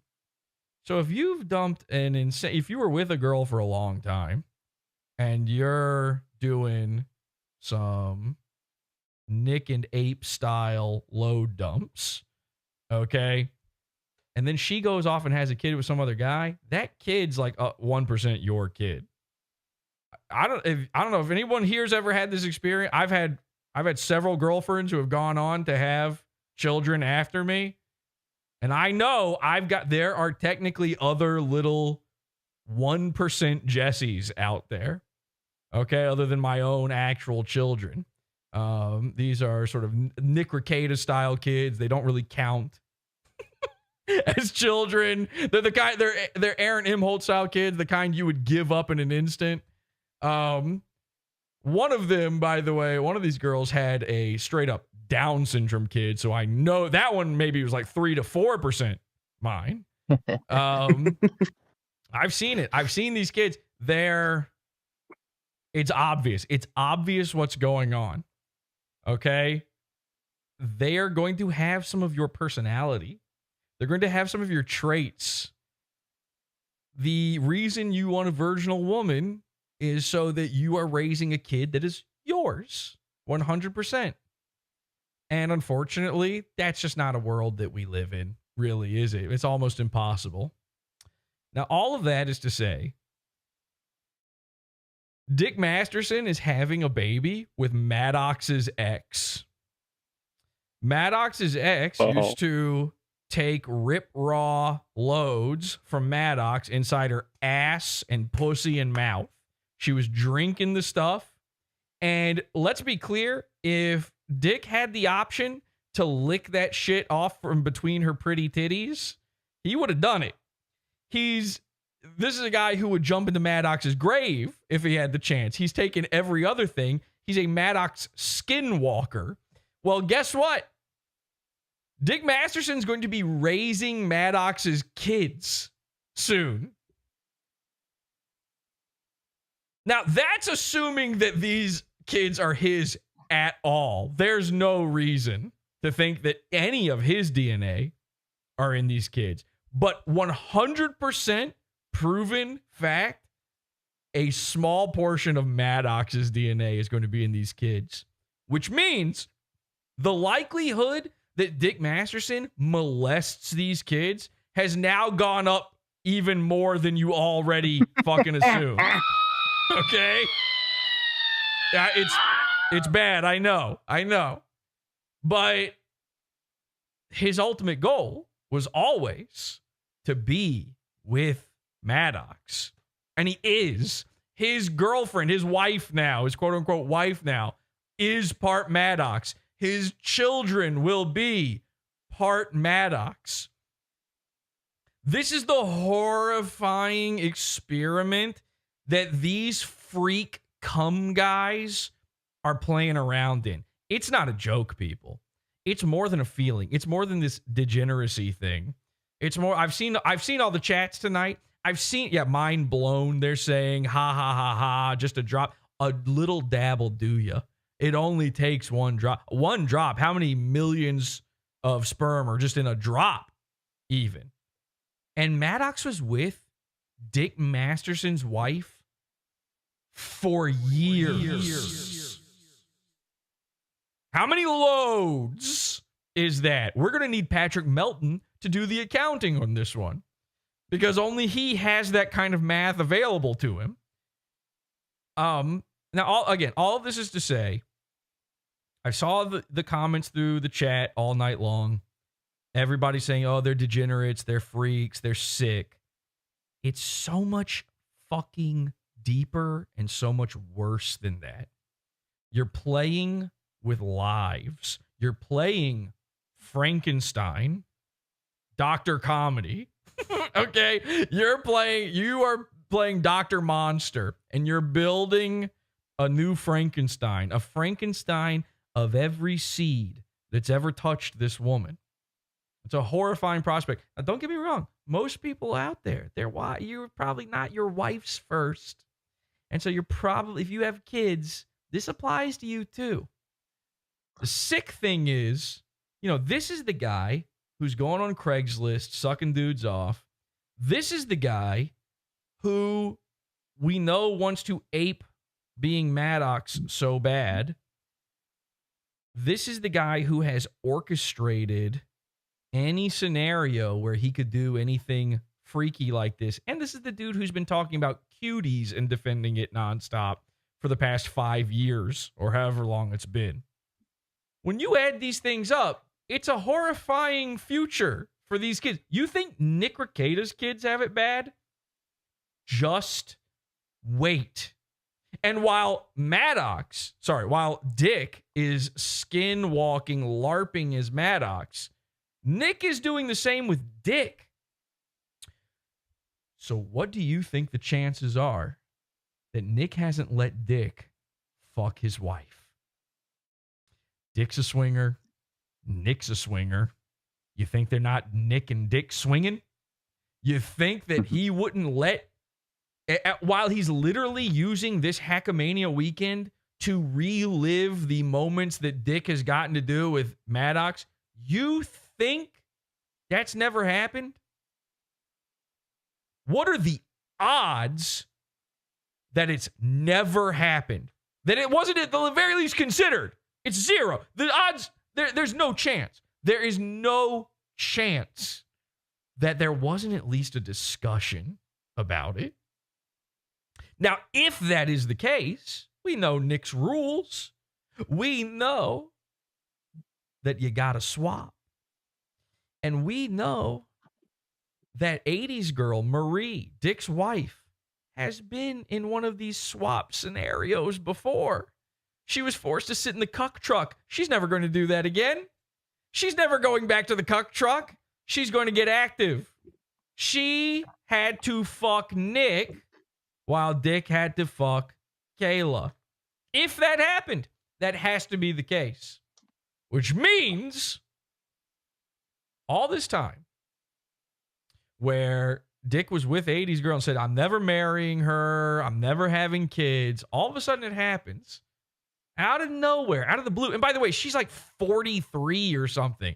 So these kids are going to be horrifically autistic and retarded. You think my Microchimera kids are Down syndrome? Wait until you see these big-headed melon freaks. They're going to be walking out of Marie's pussy going, hello, buddy, go ahead and turn me into a new lolcow. Here's the thing, though. How come he didn't get her pregnant anytime before? You think they planned this? No. I have a feeling there must be an autist out there. You know, I know they were doing this with Nick before, tracking his every movement. This is how they found out they went to hedonism. They had all the dates down. I need somebody to figure out the dates when Nick and Aaron's thing was over, or maybe before it began, and when Nick and Kayla visited Dick, or vice versa. We need the info on this, because I posit, submitted for the approval of the PodAwful Cult Society, I posit that Nick Rekieta, a known, virile man, 5 children, fucked Dick's girlfriend, got her pregnant, and that is what forced Dick into this scenario. I don't think that's even his kid. I think it's Nick Rekieta's kid with a little bit of Maddox microchimerism. George Maddox, buddy. I made a shitload of really, really bad decisions. Oh, I don't know. What do you guys think about that? I mean, does this not seem like it adds up? Does this not feel true? I submit this to the king. The math is mathing. The math is mathing on this. I want it to be true really badly, too. So I hope it's true. So do we have a Dickamania weekend where we explore man's entire sexual history and find out for sure whether or not this took place? Now, this is just a theory. See, there's a lot of rumors out there swirling around about Dick Masterson. I'm not trying to say this definitely happened. This is just a theory, but I feel like it's built on solid scientific documented evidence. Very happy he's here to be with us. I just noticed the Nick. He said happy to be here, by the way. Cum bottle right there. Y'all know you got done dirty. You did a couple other people dirty, but you got done the dirtiest of all. Because let's be clear, you provided what every town at one point knew they wanted. You were the town drunk, which used to be a valuable part of society. And now, yeah, Mersh. So now Mersh is thinking about his dad who beat him in the head so hard he broke his nose. It turns out Mersh's dad, when Mersh was a kid, broke his nose, and then they were living in like a house with no electricity. They had kerosene lamps. And then we do some further digging, this is something he revealed on his show recently. He was talking to Ethan Ralph, and he revealed all this info. And then we do some further digging. It turns out Mersh wasn't a kid when that happened. He was a grown man living with his dad and his sister in North Carolina. You know, all those adventures he had. He recorded Killjoy, the album Killjoy. He was living in North Carolina. So he was back when he was 40. He was that many years old when his dad broke his nose and then flipped over a kerosene lamp and caught fire. The town lolcow. Mersh and his dad. I'm a lolcow. now they try to arrest you for... Okay, so Vito's town drunk line didn't work, so now he's going to scream. What? Well, I'm saying... Can I ask a question here? And I'm trying to be... By the way, we're going to like Mersh here for a second. I apologize, but... I'm going to cope and seethe. Be fair about this, okay? I think that Dick's funny. I think that Vito's funny. I know some of you guys don't think. Yeah, the chat is not agreeing with him on this. They're funny. Even though I do find Vito to be amusing, why is he taking point here? Why is he... Oh, hey, can we just ignore Brian Allen Fortune in chat? The chat's not about Brian Fortune, okay? So, Brian, I know your mom's dying. Get over it. All right? Enjoy Rainbow Omega. Bye. Like, it feels like... Sorry, what is this? What is happening here? You're trying to have a fucking therapy session in my Cumguys chat? We tried to get you to be a cum guy. We tried to get you pussy. This is a 40-year-old virgin, Brian Allen Fortune. We tried to get him pussy, and he was too scared to do it. He's like, I'm going to get swept away by a tornado. And he wouldn't go. I'm done. We're done with you, Brian. Okay, we're done trying to help you out, man. We tried. You are do nothing. You're Mr. Do Nothing. You will never do anything. And you're going to die in a moldy sack covered in black and green and brand new colors of mold they've never even invented before. Pink. No, that one exists. That's in bathtubs. You'll have that one for sure. You're going to be covered head to toe in mold, and so's your mom. Your mom's going to die, and nobody's going to know for 12 weeks, and you'll just not tell anybody. No one's going to come for the cleanup. You'll just be eating her body as she perishes. I can't afford pizza now. I don't know what to do. You're 40, and you can't take care of yourself. You've never had a job because you're lazy, by the way. Not because you're retarded. You are retarded. But not because you're retarded, because you're a lazy piece of shit and you think it's everyone else's job. Not my job, not my chat's job. Please stop giving him attention in chat. I know I've just made this worse by saying it. Ignore. Ignore. And if I see more of it, every single person who gives him daylight in chat gets timed out, okay? Vito's kind of taking charge in this show, and I, don't like it. Like, you're supposed to be fucking Dick's sidekick. Gatanic said, for real, right, Nick and Dick are both hypocrite cucks. Yeah. How is Dick a hypocrite? I mean, I could see why you'd make the case that Rekieta is a hypocrite because... Right. Rekieta is, he was like Christian homeschool guy and church guy and all that conservative shit. So I could see why you'd go, well, that's... I'm a lot of guys. Why can't a guy be a lot of guys? Bullshit. But how is Dick a hypocrite?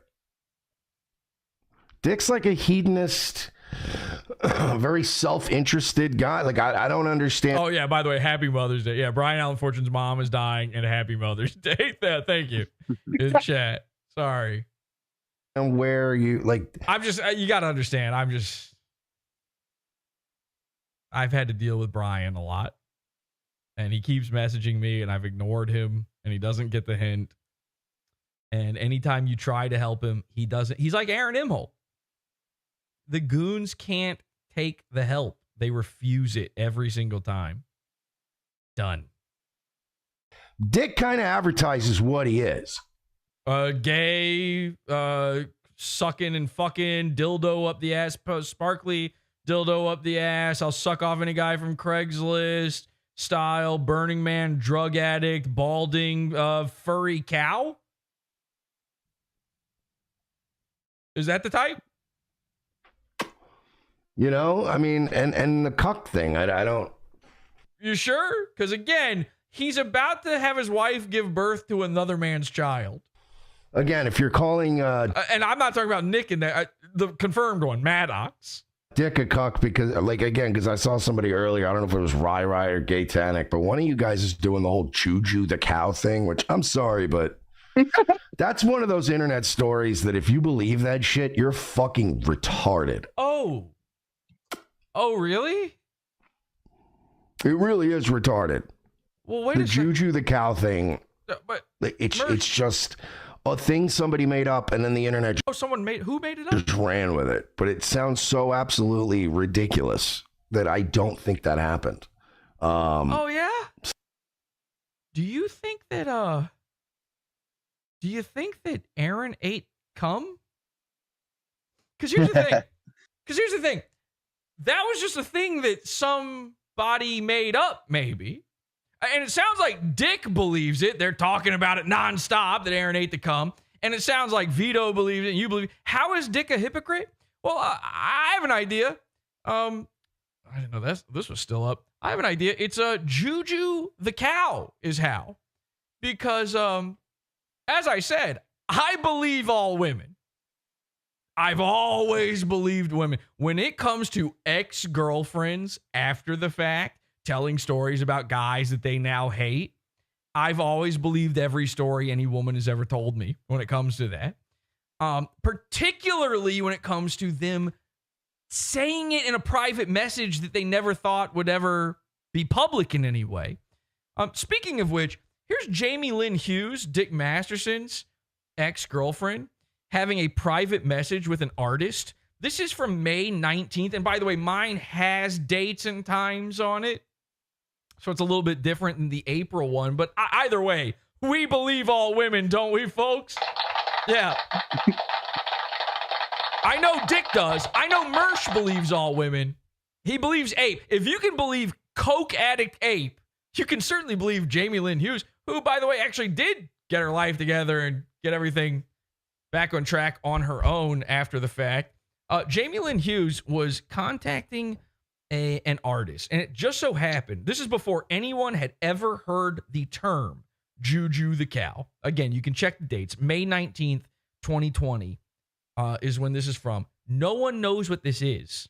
There's no reason to lie in a private message like this to a stranger. She contacted someone she found on Twitter who had open commissions for art to be made.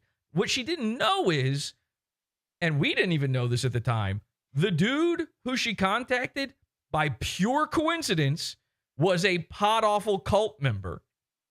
Here's what she said. LOL, I have an idea. So she had already contacted him about drawing some other thing for her. Okay. And then she says, I have an idea. Instead of drawing me, draw this, a fat dairy cow sitting on her, in quotes, ass with her arms rest. I'll put this on screen so you guys can see I'm not making this up. With her arms resting over the top of a wooden fence while an ugly old farmer milks her tiny udders into a tiny pail. Hang a name tag of Juju on her neck, and don't send it to me, tweet it to me. Don't make it complimentary of the subject. No particular reason and completely unrelated to current drama.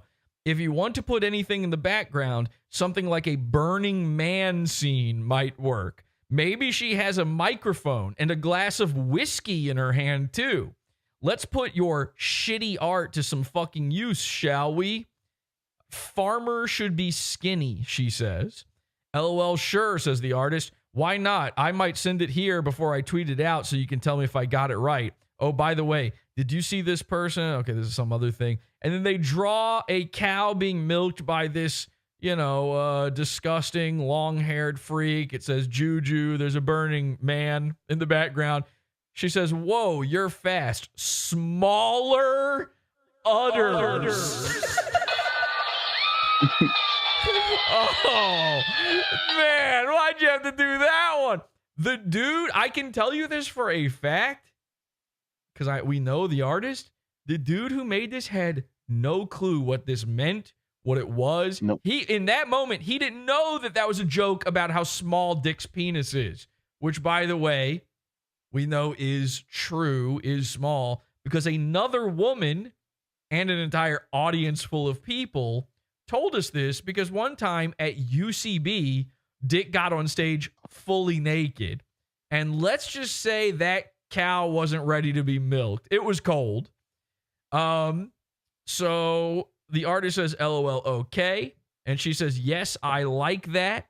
Okay, so for this to be the best effect possible, we can't really talk about why this is being made. We've got to be as aloof as possible. No direct mentions of Dick or the show or the drama. And again, even after she said that, the guy had no fucking clue what she was talking. He thought she was insane. She just paid him to draw this thing. He's like, okay, whatever you say, lady. And it wasn't until months later that all this Juju stuff came out and we reconnected that dot and realized, oh, wait a second. Women don't lie. Do they, Mersh? So it's just, I don't, how is he a hypocrite? How is he a hypocrite? Well, I'll give you two options. Either Juju is real or Aaron doesn't eat cum. Now, I want to live in a world where Juju is real. Okay? I also want to live in a world where Aaron Imholte eats cum. I feel like you do too, Mersh. I feel like you want to live in that world. Maybe not the Juju one. Maybe not. Maybe you're trying to, shield your friend here. But I have a feeling. All right, let me put it to you like this, Mersh. Let's say the Juju thing are, I don't know, Aaron Imholte's kids, and Aaron eating cum is April. Okay, which one of these things can you live without? Do you really want to make the right choice here? You're the one who said it, so explain to me how he's a hypocrite. I think I've done that. Rai said, yeah, I was saying Vito, Dick. He's more of a backstabber. Okay, but ladies and gentlemen, I mean, I gotta ask in chat. Hang on a second. Let me just ask in chat real quick. We're gonna start a real fast poll here. Do you believe all women? Yes. Aaron eats cum. No. Juju isn't real. Let's just go ahead and start that poll. How? Here's the thing, man. A lot of people come in here and then you just like say shit about internet people that you've never met. And then when I ask you to explain why, a lot of people can't explain to me why.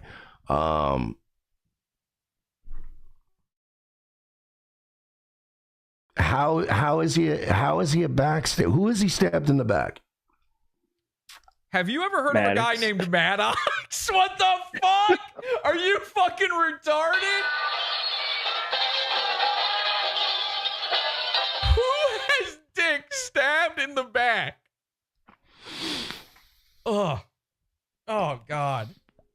Hey, we don't have time for this. Do you mind? Jesus Christ, how much deeper can you? This guy eats fingernails. Aaron eats cum.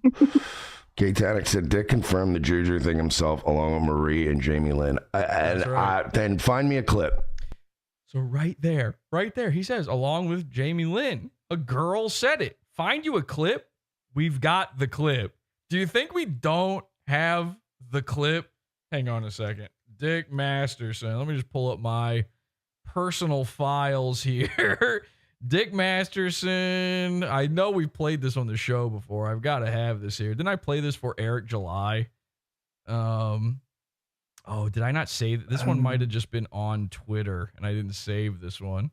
We definitely have the clip somewhere. I've got Dick Masterson saying he wants to fuck kids.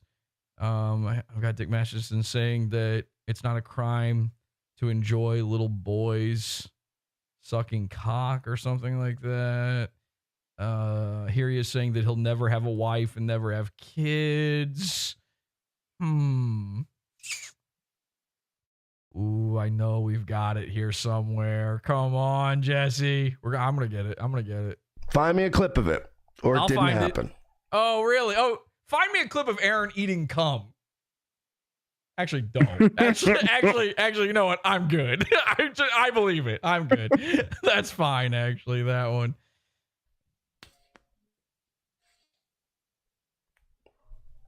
The Panthers win? Nice.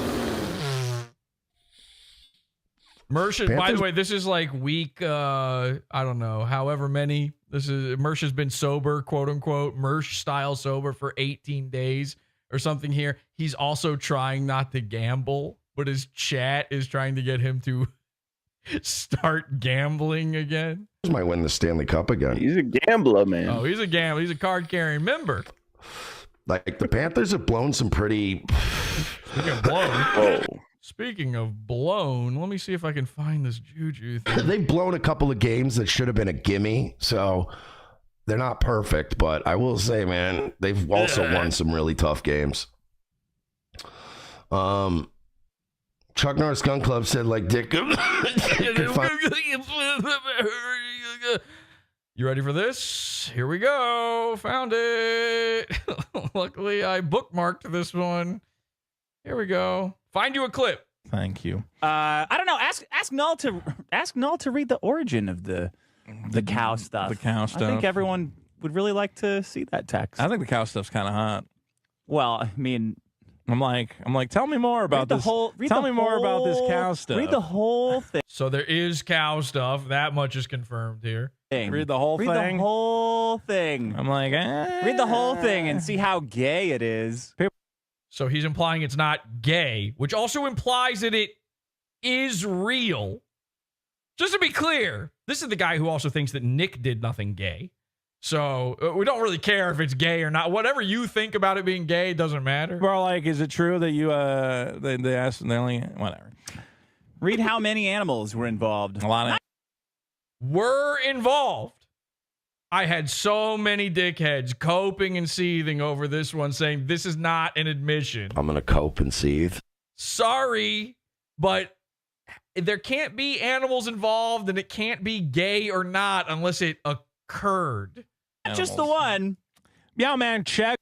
He seems to know exactly how many. And of course, what he's referring to there is the original leaked screenshots about this were Jamie Lynn Hughes saying that he is Juju the cow, and he would also pretend to be a stallion.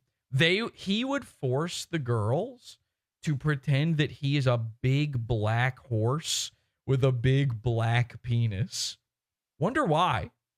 Wonder what fantasy that fulfills for him. Wonder what shortcomings he might have. And of course, the girls also had their own personas. Do you think that was their idea? Eggs for 5. Chins up, Vito. Okay, so there you go. There's your clip, Mersh. Was that good enough, or is Ape the only real woman here? Probably find a funnier partner. So there you go. Right there. How could he be a backstabber?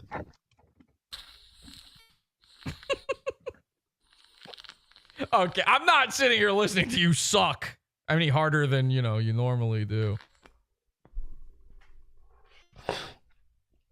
Rai said Dick Masterson also stabbed Ralph in the back, and you know it. I don't agree. Oh, okay. Isn't that convenient? You can just go no. I don't agree.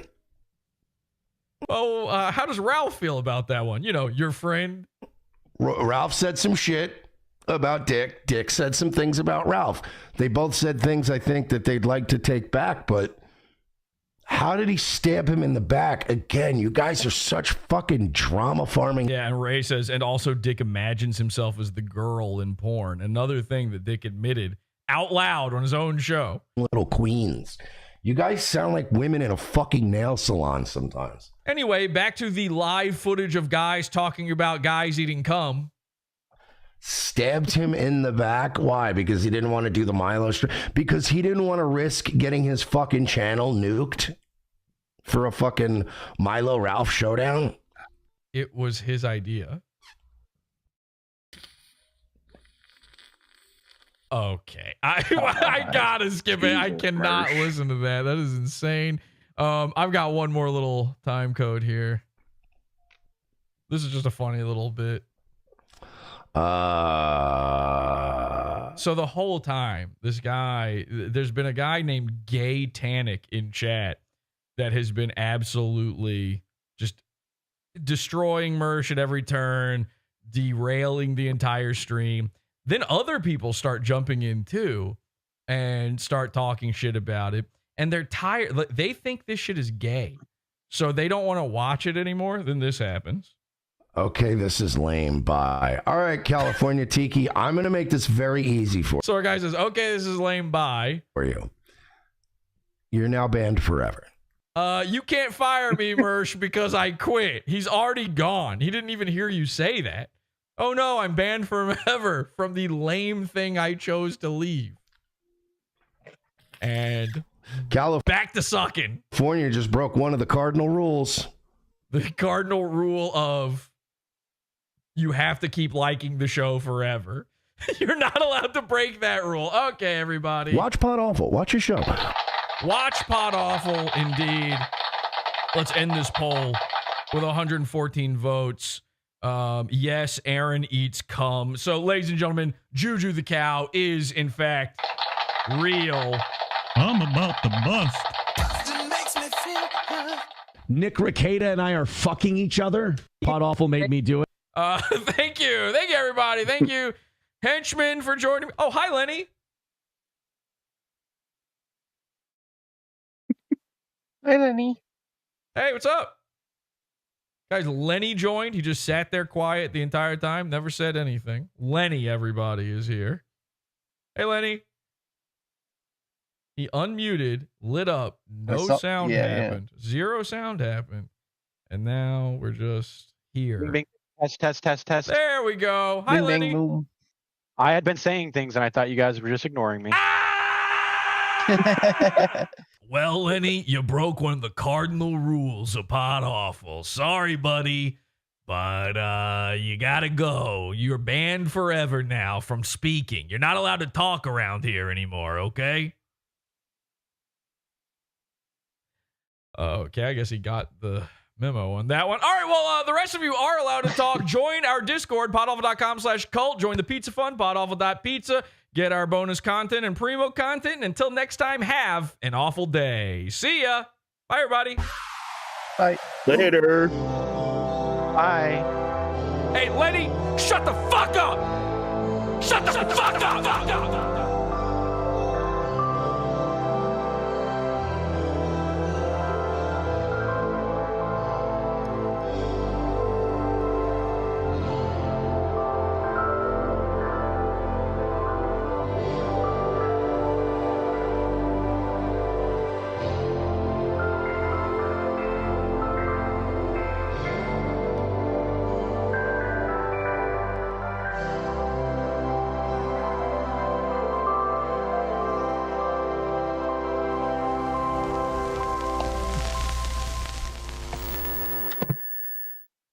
I am high energy. I can't control myself.